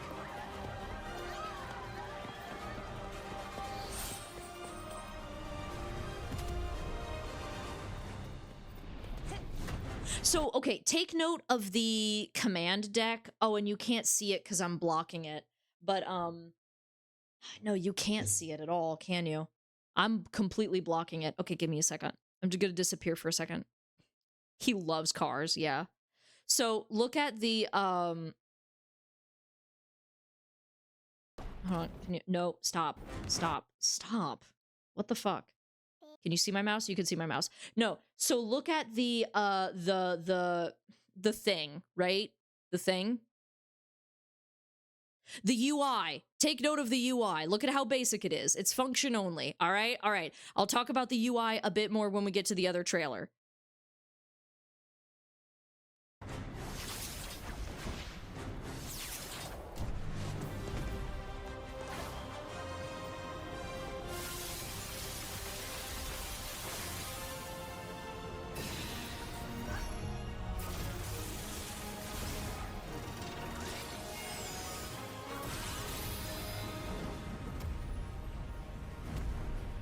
Now, another thing to mention, typically when you start the game out, you don't have a lot of those cool move sets. So that makes me wonder, is Sora starting out this adventure with a lot of like cool move sets right off the bat? Or are they just showing off some of the abilities that they have like in the tutorial world, but you just don't get it in the tutorial world? Assuming that Quadratum is the world that you start out in, which I would assume that it is. Brain melting? Yeah, Kingdom Hearts likes to do that.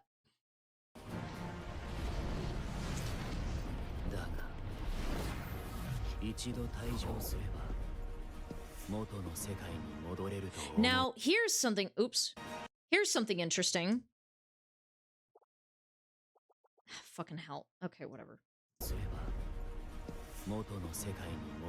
2 black cloaks. So this could be Lushu and the Master of Masters. This could be 2 completely different characters.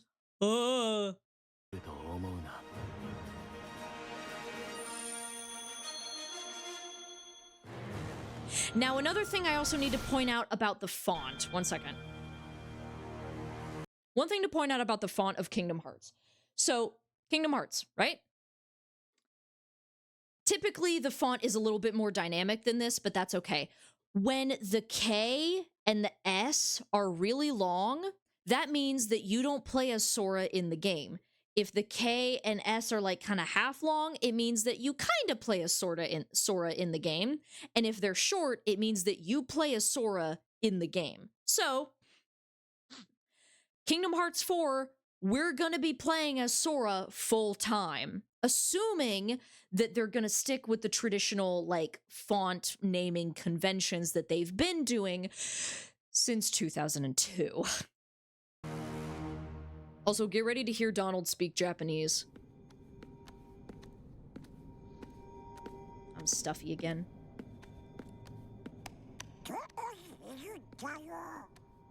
手がかり見つかるといいね。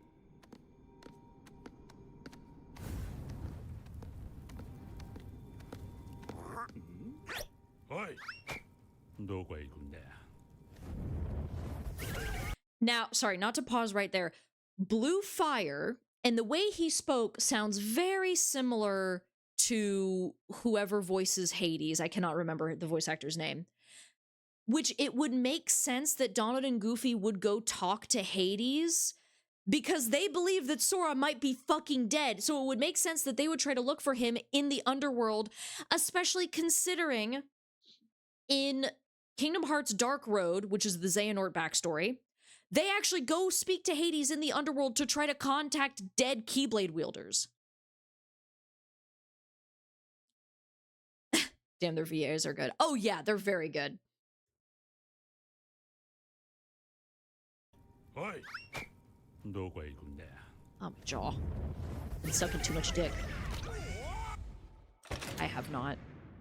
Magic in the making. Kingdom Hearts 20th anniversary event, a recap video of this event will be available at a later date. Yeah. So for context, we got this trailer closer to the Kingdom Hearts 20th anniversary. We are now going to be celebrating the Kingdom Hearts 25th anniversary next year. That trailer was from 4 fucking years ago. I believe I was still in high school when this came out. April 2022. I was about to graduate fucking high school when this came out. I'm in college now. So, all right. So, all right. I am gonna pee real fast, and then I'm gonna show you guys the new Kingdom Hearts 4 trailer, and then we're gonna do a cute, silly little tier list to end the night on, and then I'm fucking going to bed. Because it is late. It is almost midnight. So let me actually ask y'all, before I go piss, would y'all be down for the tier list? Because there's only like 16 characters on it. There's only like 20 characters on the tier list. If y'all want to save the tier list for a later date, I would be down for that. But if y'all are up to stay up with me a little bit longer and do that tier list, I would also be down for that. But I am very flexible. I do need to go piss. So whatever y'all decide. Actually, you know what? I'm gonna piss. Y'all decide amongst yourselves. Okay, well, I already have 2 votes for yes. All right, I have all 3 votes. Okay, well, then never mind. Then y'all just sit in silence and think about what you've done. Actually, hold on. Let me put some music back on while I go piss.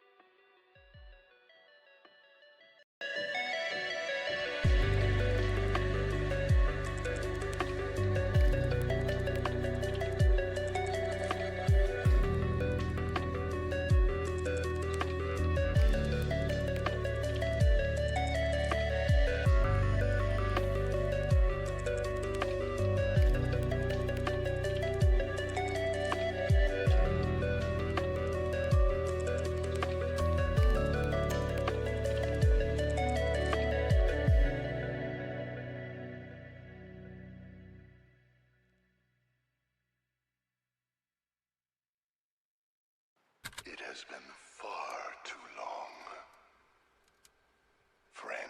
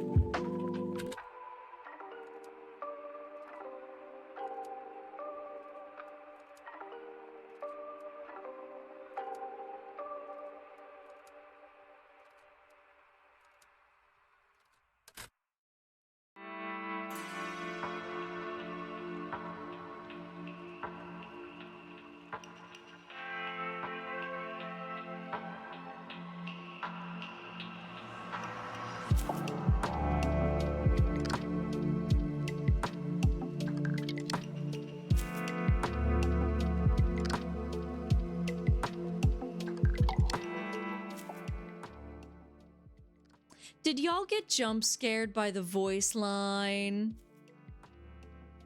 Did y'all get jump scared by the voice line? I forgot that this mix has I say mix.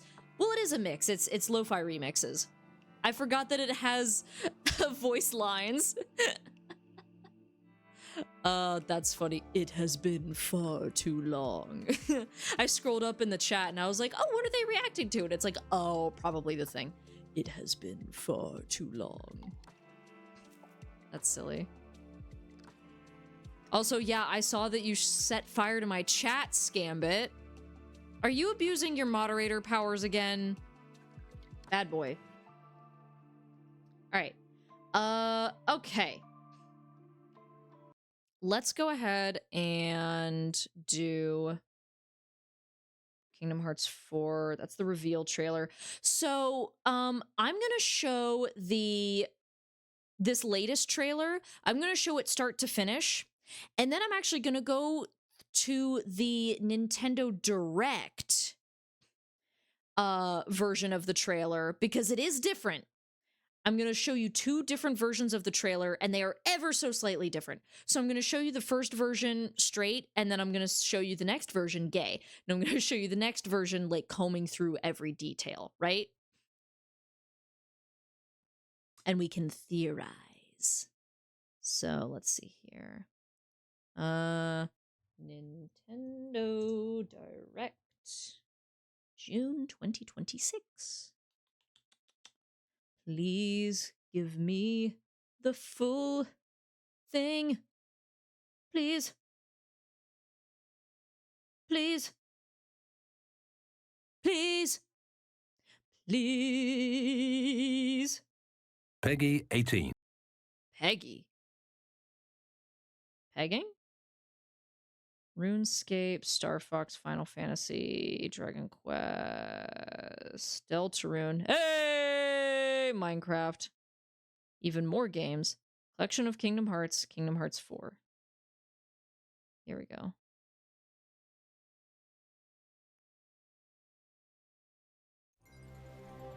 Okay.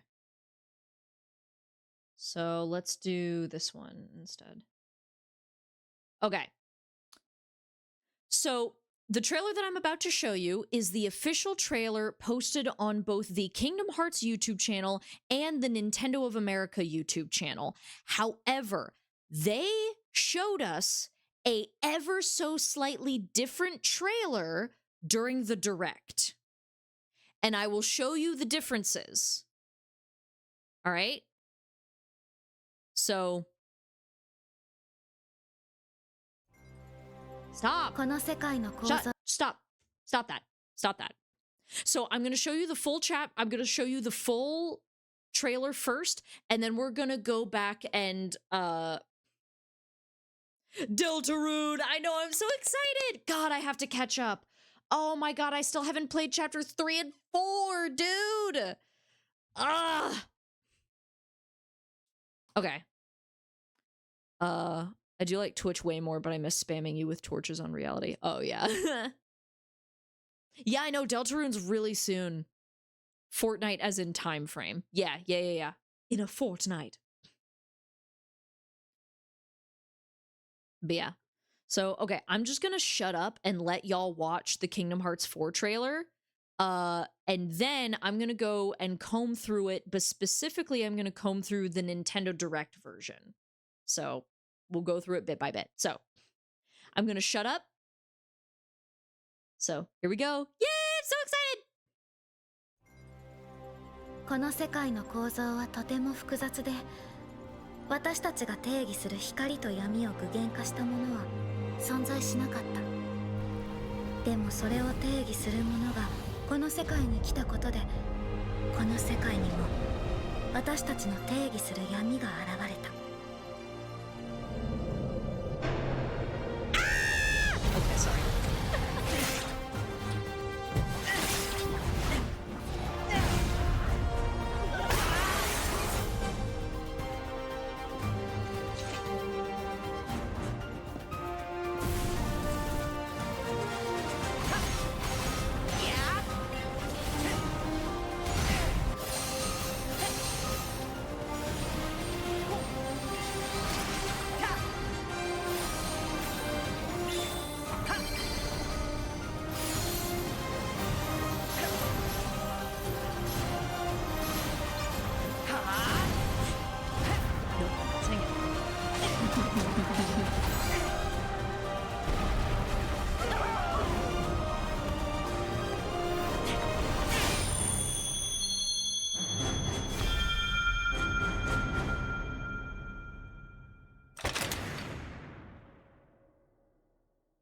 Multi-platform at launch! Okay, oops.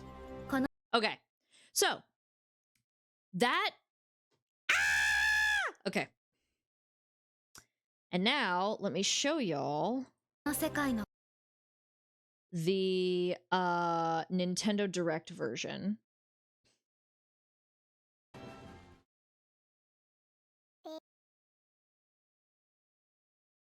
Now this one I'm going to comb through and you're going to see why, and I'm going to point out the differences. Shit, I shouldn't have deleted that other tab, should I? I should not have deleted the other tab. Oh well. Is Master of None still here, or did they die in the fire? Oh no! Master of None? Are you alive? Oh, my arms, dude. Why are my arms so sore? Oh, no, I know why. It's because I was dorking it!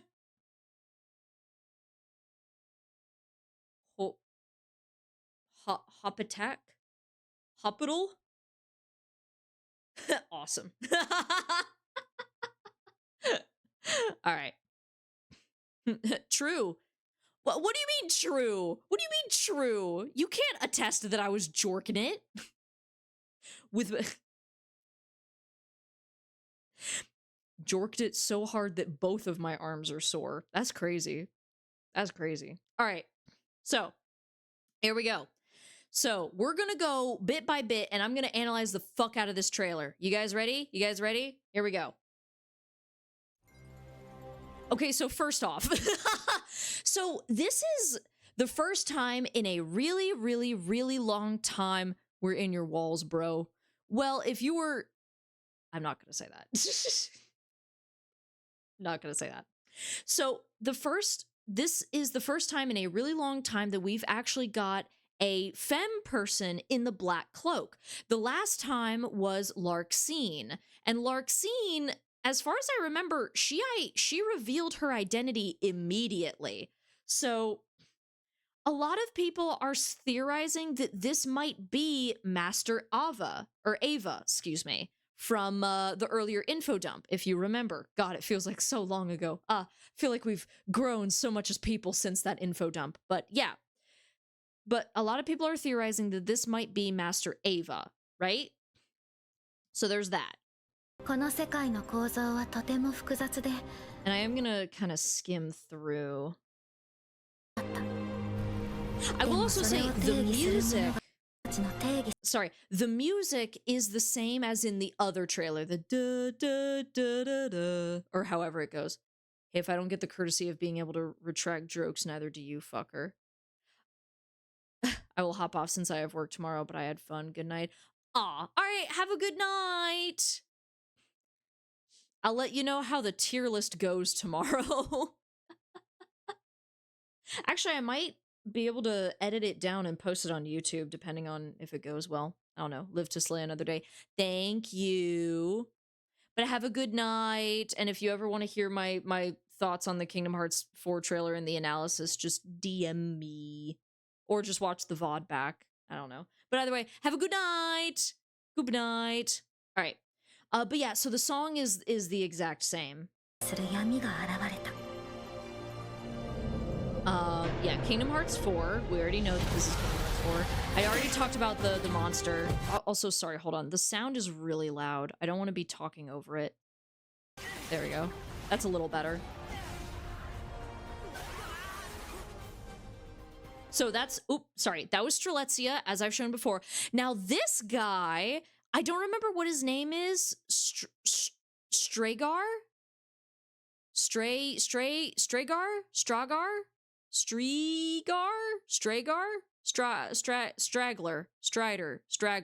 He's hot. He's so hot. Look at this guy. He's really hot. He's really hot. But this is the motherfucker in the purple outfit that I was talking about earlier. Oh my god. That's Volley. And you can tell because he has spiky black hair and a mask. And I believe if you take a look at his keyblade, I believe, well, first of all, yeah, that's a keyblade. I believe that is the training keyblade that they used in, The other fucking games, the mobile games. There's that. This is not Luxord, but Luxord's somebody. I mean, I'm assuming it's Luxord's somebody. I mean, it has to be, right? There's no way it's not. And then we don't know who this is. I hear theories that this could be the Master of Masters. I also heard someone theorize that this could be Odin, which would be really crazy. And then, oh god, I wonder who these two might be. Jesus, I wonder who these two might be. Again with the blue fire, which looks to be 2D animated. Let's look at that again. No, it might be 3D. But yeah, Donald and Goofy, obviously.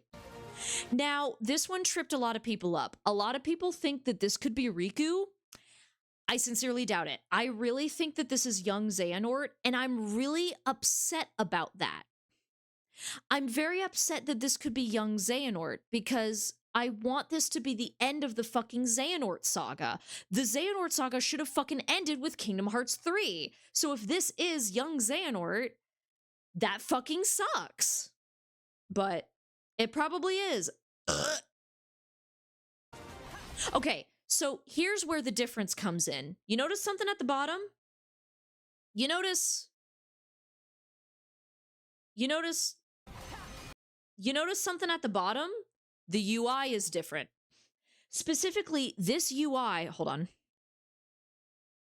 Whenever you wield a specific Keyblade or you're in a specific world, the UI reflects that world.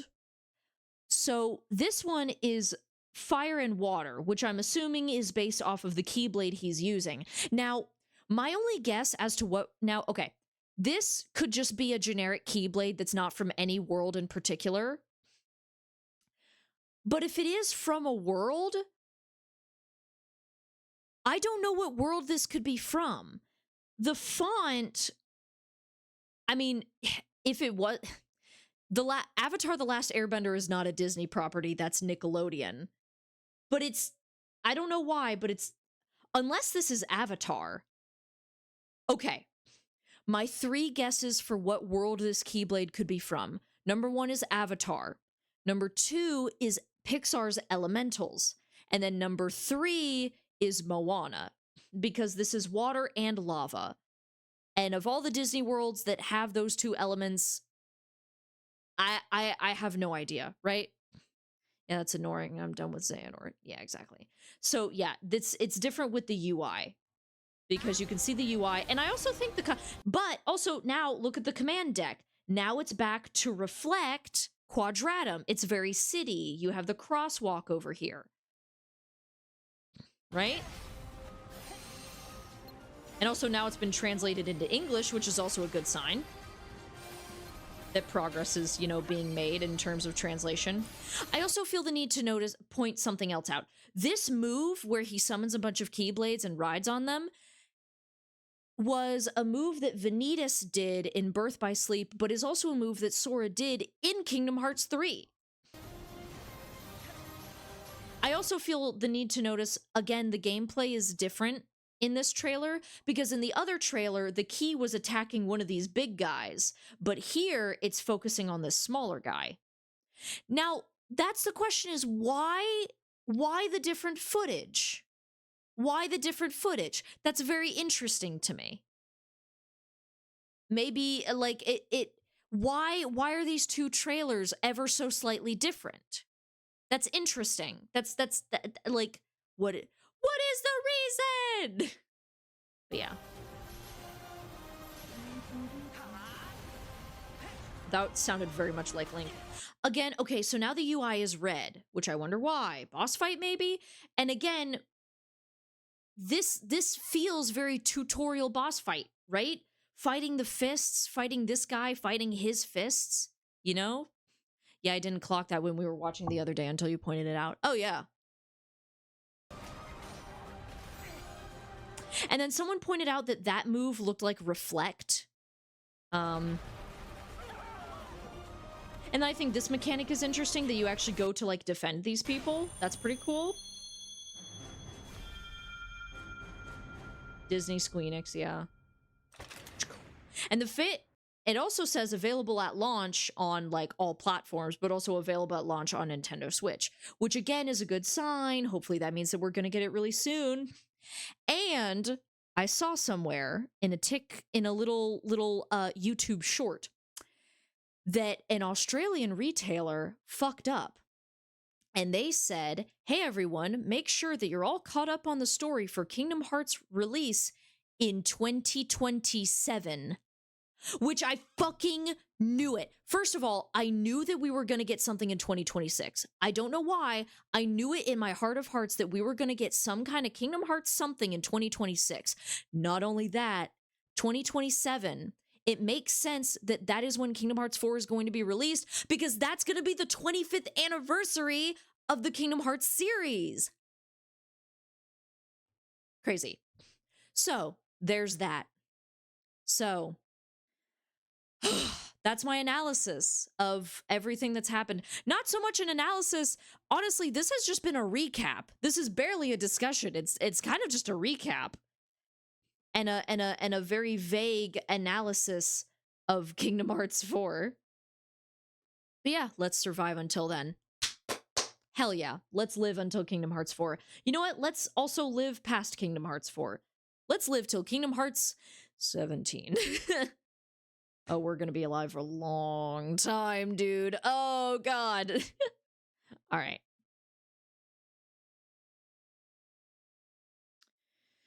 Oh.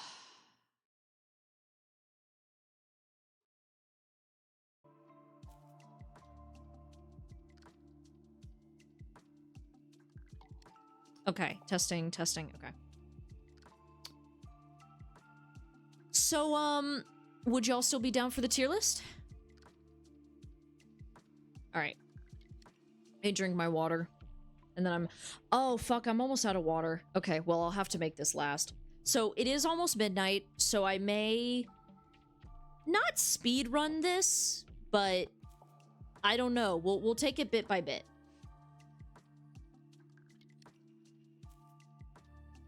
Okay. Okay.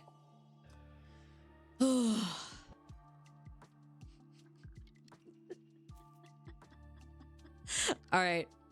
Are y'all ready for this tier list? I'm excited. I'm excited to show you guys what I've set up.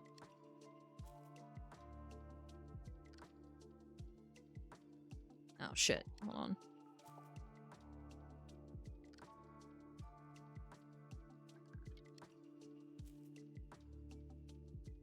Okay, good enough. So, fuck you.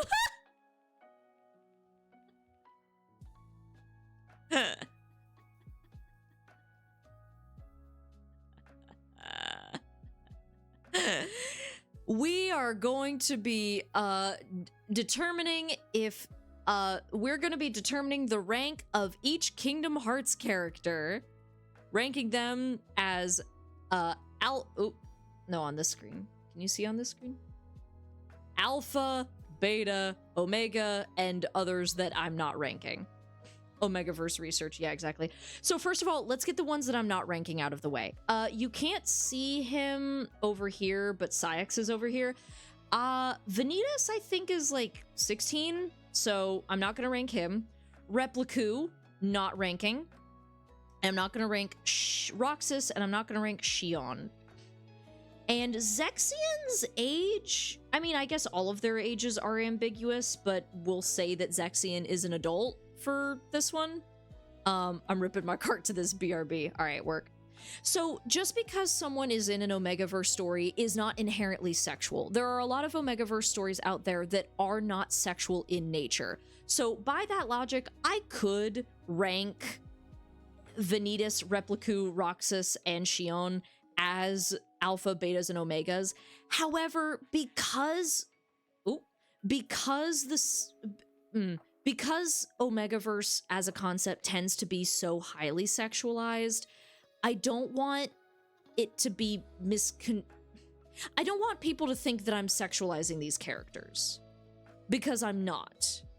I am At least not inherently. I may have some sexual comments about some characters, but when I call a character an alpha or a beta or an omega, that's not me sexualizing them, right? I don't view Omegaverse as an inherently sexual thing. Okay, let me start over because I feel like I'm not phrasing this properly. I don't view Omegaverse as an inherently sexual thing. I think that there can absolutely be works out there where characters are alphas, betas, and or omegas, and that's not a sexual thing, right? Like, you can have a fic where, like, a kid is an alpha or whatever, and that's not a sexual thing, right? It can be used to talk about class. It can be used to talk about sexism. It can be used to talk about, homophobia and transphobia, you know?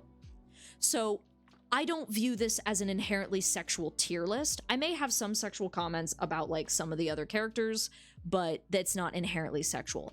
That being said, I don't want people to think... I don't know. I don't want any of what I say here to be taken out of context and then people think that I'm sexualizing the minor characters of Kingdom Hearts, because that's not what I'm doing. If I were to rank any of these four, it would absolutely be in a non-sexual context. However, the internet is the internet, and I don't trust people to pay attention to the context that I give.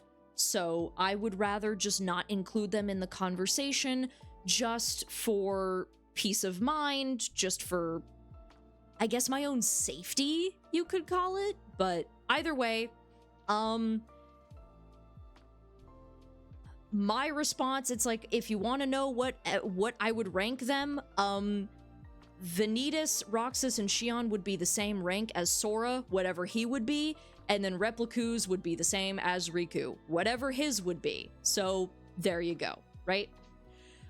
I also want to say, because, like, the majority of adult characters in Kingdom Hearts are in the organization, but I think there are some other adult characters that are not in the organization that I could rank. So off the top of my head, what would I rank Ericus? What would I rank Ericus? Okay, what would I rank Yen Sid? I would rank Yen Sid as an alpha, but he's not very showy. He's alpha only in power, but not in, like, cockiness. Does that make sense? Not in confidence. He's very like, yeah, I'm here. This is just this is just what I do. I'm not gonna rank any of the Disney characters for my own sanity. Goofy's an omega, Donald is a beta, and Mickey is an alpha, and I'm not gonna go into detail as to why I think that. It's just vibes. Just vibes. Don't talk to me. Terra and Aqua. Okay, so I would say that Terra is an alpha just because, well, I'll get to my reasoning in a second. Because his would, okay. Terra is an alpha, and I'll get into why in a second. Ooh.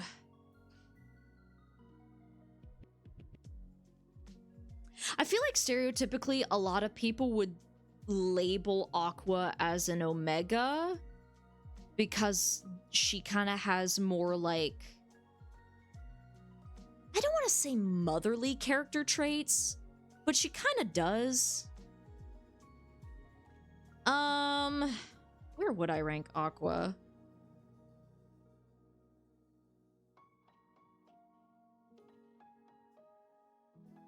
I don't want to rank the one woman as an omega. That just doesn't feel right. It really doesn't. It doesn't feel right.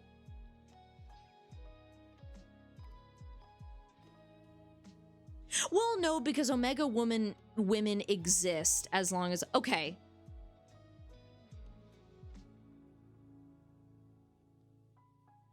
No, because Omegaverse can exist with women. It just has to be sapphic. Or the woman has to be the alpha and the man has to be the omega. If you write an Omegaverse story where the man is the alpha and the woman is the omega, and you play it straight and you don't satirize that concept at all, you're a fucking idiot. I'm sorry. Like, not to be mean. No, actually, yeah, I am gonna be mean. The whole fucking point of Omegaverse is to criticize bioessentialism. So by making a bioessentialist omegaverse story, you just fucking miss the point. So that being said, I'm hesitant to call Aqua an Omega because I don't want, again, I don't want people to misconstrue that as me being like, oh, well, you know, heterosexual bullshit or whatever.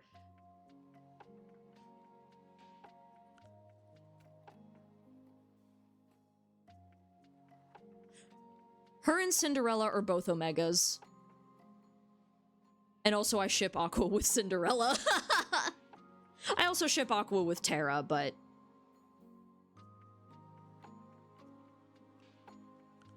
Actually, you know what? I changed my mind on Terra. I think he's a beta. Yeah, I think Terra is a beta. What's my reasoning for that?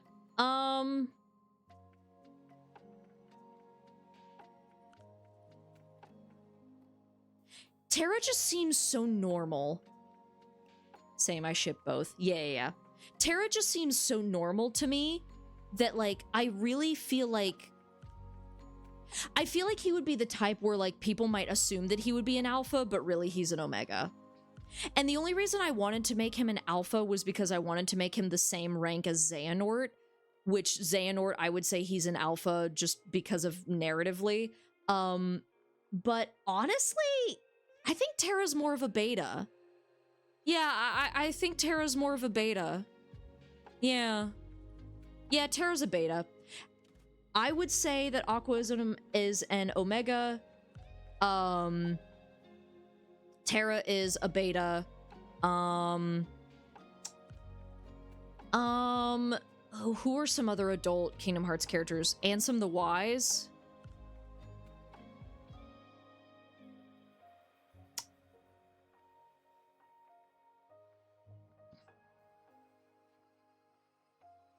Ansem the Wise. What's Ansem the Wise?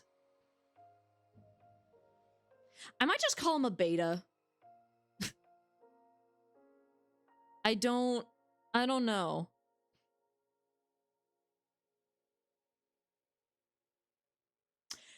Either a beta or an omega. I feel like, you know what? No, I feel like he's either a beta or an omega who was told his whole life, like, don't rise above your station. How dare you try to be more than your class? How dare you try to be more than you are?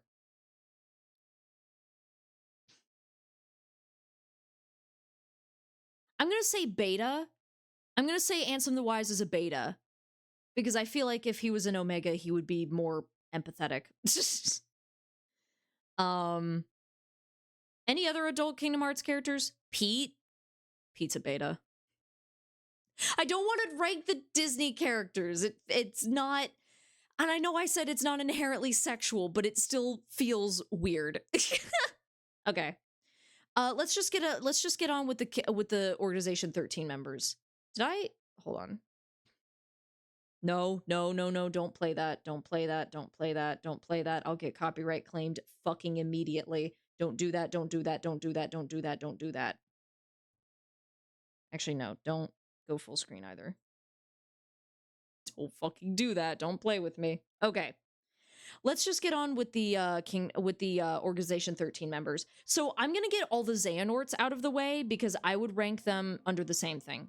So all of the Xehanorts would be alpha to me. That includes Old Man Xehanort, that includes Ansem Seeker of Darkness, and of course includes Xemnas. It includes Terranort, even though Terra would be a beta. And it also includes Young Xehanort. How old is Young Xehanort?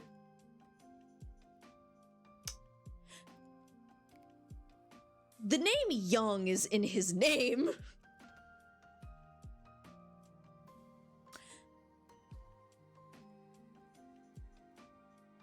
Is Young Xehanort a teenager or is he like an old... You know what? Just because he has Young in his name, I'm gonna go ahead and put him at the kids' table. Just to be safe. He has Young in his name. I'm not gonna take any chances. So yeah, I think that's all the Xehanorts. Okay.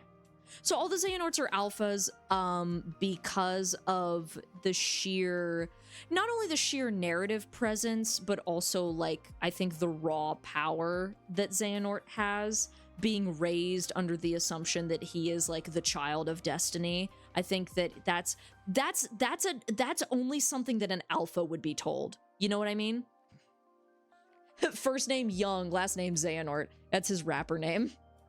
Yo, what's up? I'm young Xehanort, as opposed to old crinkly man Xehanort. Xigbar. Now, Xigbar is an interesting case. Xigbar would be the same as Lushu, I would say. Lushu. Ooh. Ooh. Kid named Xehanort. See, because at first I was gonna say that Xigbar is an alpha who wears scent patches to try to mask himself as a beta. Right? Because he's infiltrating, he's a spy. Lamau young Xehanort, yeah. Oh, man.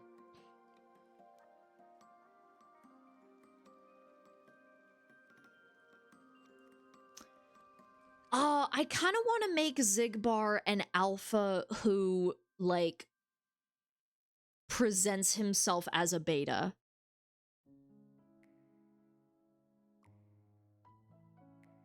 You know what? Yes. I think I stand by that. That he's an alpha who presents himself as a beta. Regardless of Lushu's ranks in previous vessels, that's Xigbar to me. He's an alpha who masks himself as a beta. Lexius, I'm gonna be honest, I kind of like to give the beta role to characters that really just fade into the background. Because to me, I don't know what it is, but beta gives background energy unless someone is like a prominent character but is either so normal or like gives the vibe of like somebody that like rises above their stereotypical station. Like, to me, Terra is so normal, which is why I would headcanon him as like a beta. But then there are other characters that I would say that they're betas just because narratively they just kind of vanish in the story. I would say that Lexius is a beta, but he would be at the type of beta that everybody would be very surprised. Because of his sheer physical power, people would look at him and be like, oh, that's an alpha, right? And it's like, oh, actually, no, he's a beta, right? Feeling like a Greek scholar listening to this right now. Hell yeah. Zexion. Ooh. I haven't given that much thought to Zexion, actually. As opposed to giving a lot of thoughts to all these other characters. Zexion.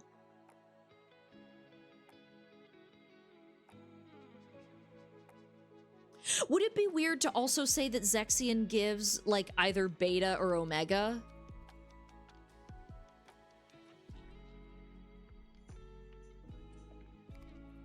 Honestly, he kind of gives omega vibes to me. Also, I am gonna be real, I have no objective, like, criteria to judge these characters by. I'm literally just ranking them off of vibes, which, apologies to the omegaverse community, might include me going off of certain omegaverse stereotypes, such as being like, oh, Aqua's an omega because she's, like, motherly. But it's like, or not motherly, but she has, like big sister energy, you know? So it's, you know, apologies for going off of stereotypes. Marluxia. I would say, Marluxia's an alpha. Marluxia's an alpha. Not just because of his sheer not because of his sheer narrative power, but also he has a position of power throughout his entire story. In the prequels, in the mainline story, Marluxia stays in power. And Marluxia is definitely like the cunty gay aunt, but he's a man. I don't know, I don't know. He's got like... he has lesbian principal energy. Does that make sense? Like, you know when, like, you would go to elementary school and, like, your principal would be a lesbian? He gives that energy. He gives lesbian principal energy. Speaking of lesbian, Larxene is 100% an alpha. Big dick energy. Big dick energy. Big dick energy. She's a sadist for sure.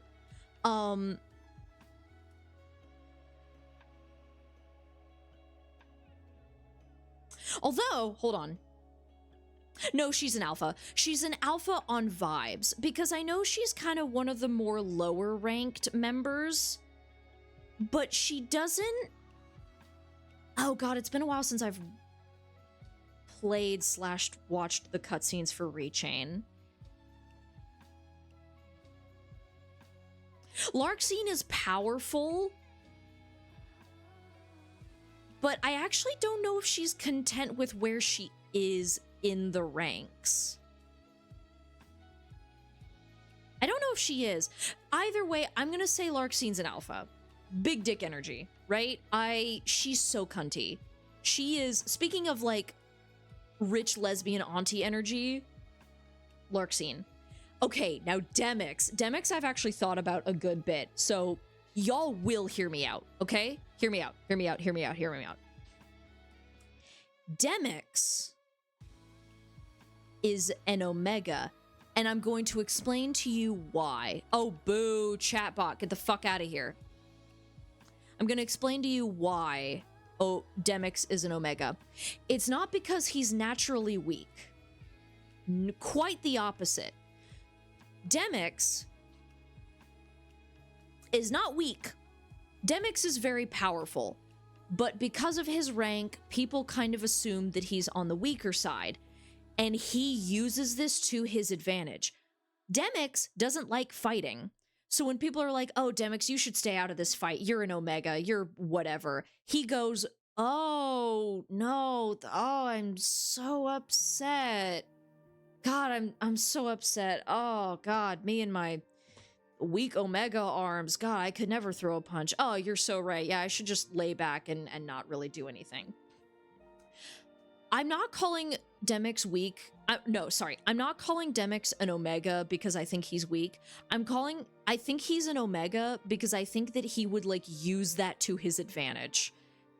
That, like, people would judge him, be like, oh, you're weak because you're an omega. But it's like, in reality, he's strong as fuck. But because he's an omega, people underestimate them, and he uses that to his advantage so that he doesn't have to fight. But no, Demyx is a lot more powerful than he lets on. Very powerful. Luxord.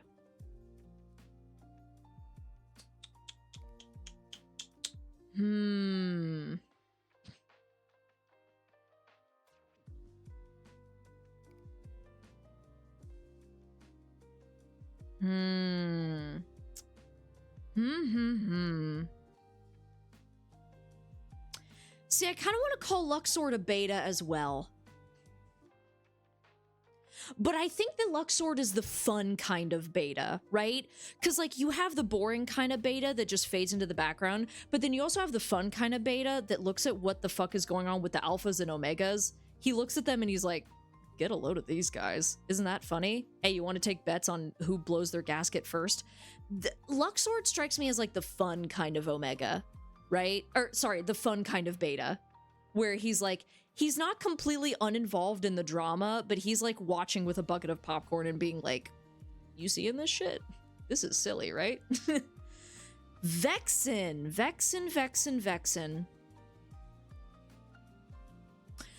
I would say, so you know how Xigbar is an alpha that wears patches to make him seem like a beta? Vexen is the opposite. I would say that he is a beta or omega that wears scent patches to try to come off as an alpha.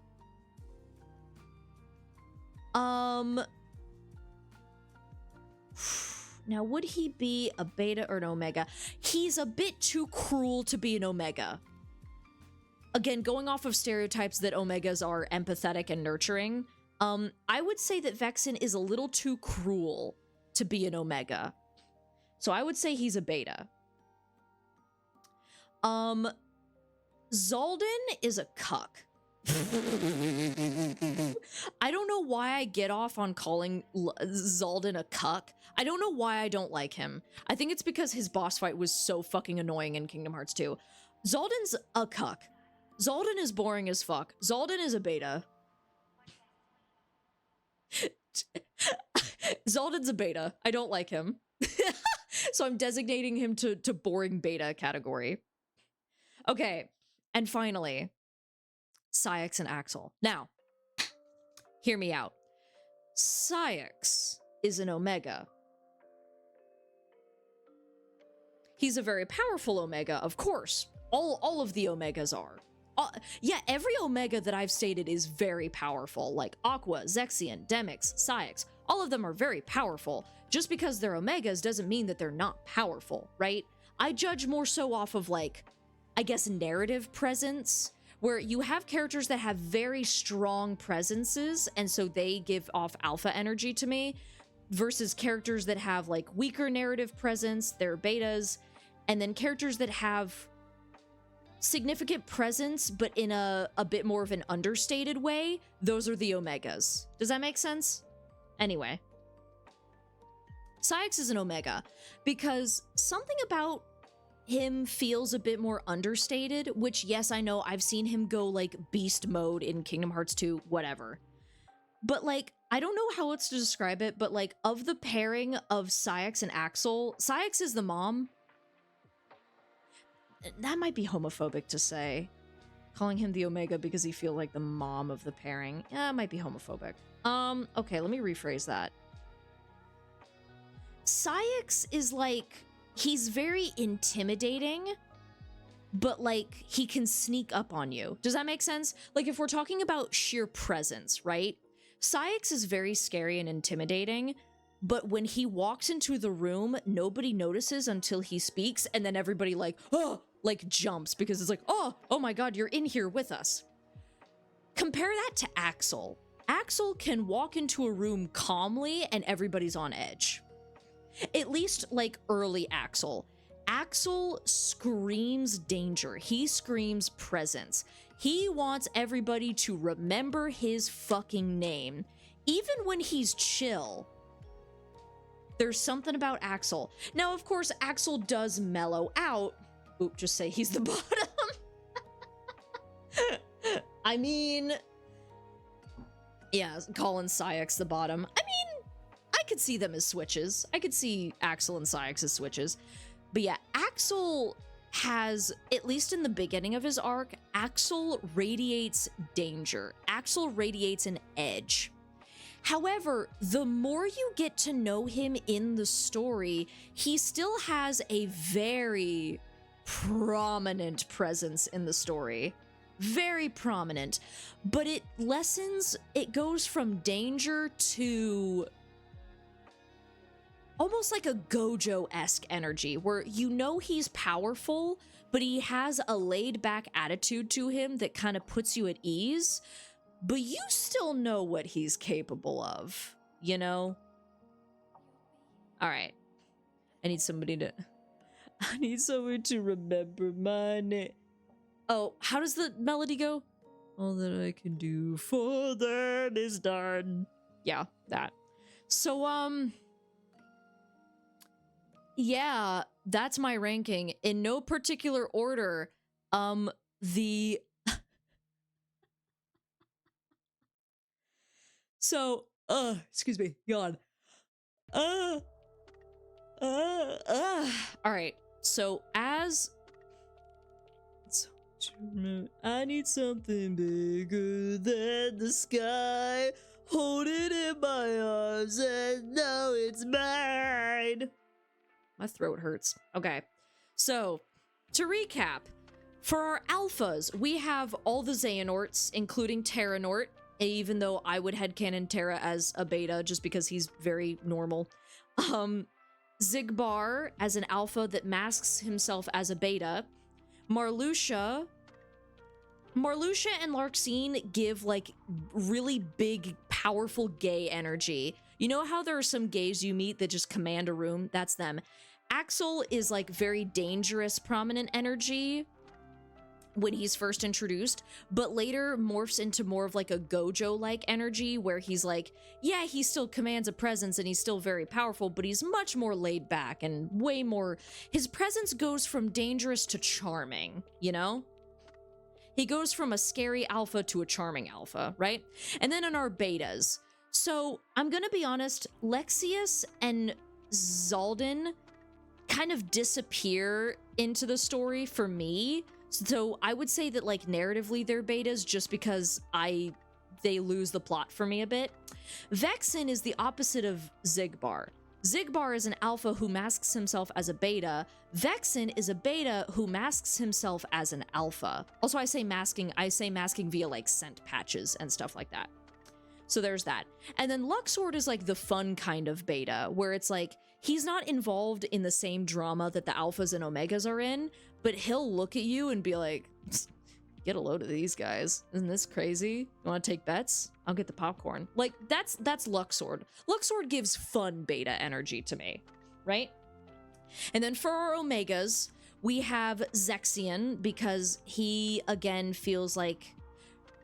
And I also want to clarify, just because I call a character a beta or an omega does not mean I'm calling them weak, all right? It's all about presence. It's all about presence and narrative presence, right? Zexion to me feels a bit understated and also undermined a little bit, right? I think it's because he's one of the younger members, but I feel like people might undermine Zexion a little bit, but he's very powerful, but I don't know. Something about him feels a bit understated. Demix is an omega, and he uses that to his advantage. He knows that people will assume he's weak, even though he's strong as fuck. But even though he's strong as fuck, people will assume that he's weak just because he's an omega, and he uses that to his advantage, right? Demix is like, oh, like somebody's like, oh, Demix, you don't want to go on this mission because, you know, you're weak, you're an omega. Meanwhile, Demix, knowing full well that he could absolutely solo that mission, goes, oh god, you're so right. Ah, shit, yeah. Oh, I'm such a weak widow omega. Ooh, woo, I don't want to go on this big scary mission. Meanwhile, in the back of his mind, he's like, yes, I don't have to do that fucking mission. I can relax, you know? And then Syx is like the foil to Axel, where it's like, Axel has a very strong aura, but is very laid back, whereas Syx is very scary, but has a very, like, understated aura, where it's like, you don't really know what to, I don't know, he kind of sneaks up on you, you know? And then, I'm not gonna rank Young Xehanort, Vanitas, Repliku, Roxas, or Xion because of what I mentioned earlier. I don't believe that Omegaverse is inherently sexual. Like, I believe that you can write a non-sexual Omegaverse story and not have it be weird. That being said, I don't know. I don't want people to take me ranking these characters out of context and try to construe it into something, like, creepy when it's not. So I would just rather play it safe, relegate these kiddos to the kiddo table, and, not assign them anything, right? As for adult Kingdom Hearts characters who are not on this list, honestly, I'm not really sure how I would rank them. I know that I said that I might rank Aqua as an Omega, but I'm gonna be honest, like, ranking women as Omegas never sits right with me, even if it is in a sapphic context, just because of how many, like, how many heterosexual Omegaverse stories are written nowadays where the woman is the Omega and the man is the Alpha. You know, where it's like, even if I were to say that Aqua is an Omega, even if I said that with the best intentions, it doesn't feel right, you know? And I don't really want to assign... I don't want to assign the Disney characters rankings, because even though, again, it's not inherently sexual, it's just something about it feels off, but if I had to, Goofy's an Omega, Donald is a Beta, and Mickey is an Alpha. Thank you very much for tuning in to my Kingdom Hearts Organization XIII / Real Organization XIII Omegaverse ranking. So, yeah, thank you so much for watching. I'm gonna end the stream now and go to bed. My throat hurts, dude. Oh, goodness. Good shit. Thank you for stopping by and watching this fucking monstrosity. Have a good night. Sleep well. Stay hydrated.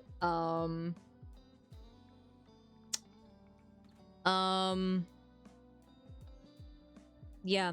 Oh, yeah. Once again, the music that I was using in this stream is Kingdom Hearts Lo-Fi Sora and Chill by Game Chops and Pete Frogs. I will link the video in the VOD, and yeah, if I do make this last segment into a video, I'll also link it in that video as well. But yeah, check them out. Love Game Chops. Been listening to them since I was in middle school, dude. I love this shit. But yeah. Happy Kingdom Hearts 4 trailer!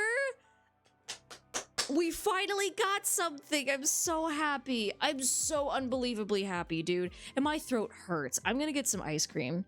Not sea salt ice cream, just regular ice cream. It's Moose Tracks. Tasty. All right. Good night, y'all. Thank you so much for watching. Sleep well and stay hydrated. Good night. Good night. Good night. Sleep well, stay hydrated. Good night. Oh, wait, hold on. We're almost perfectly at 4 hours. We need to wait 30 more seconds, and then I will end this at exactly 4 hours. That's fucking crazy. What's something crazy I can say in these last few seconds? I'm so horny for Axel / Lee in Kingdom Hearts. I want that man so bad. I'll say it drunk, I'll say it sober. I love him. He's so hot. He's so hot.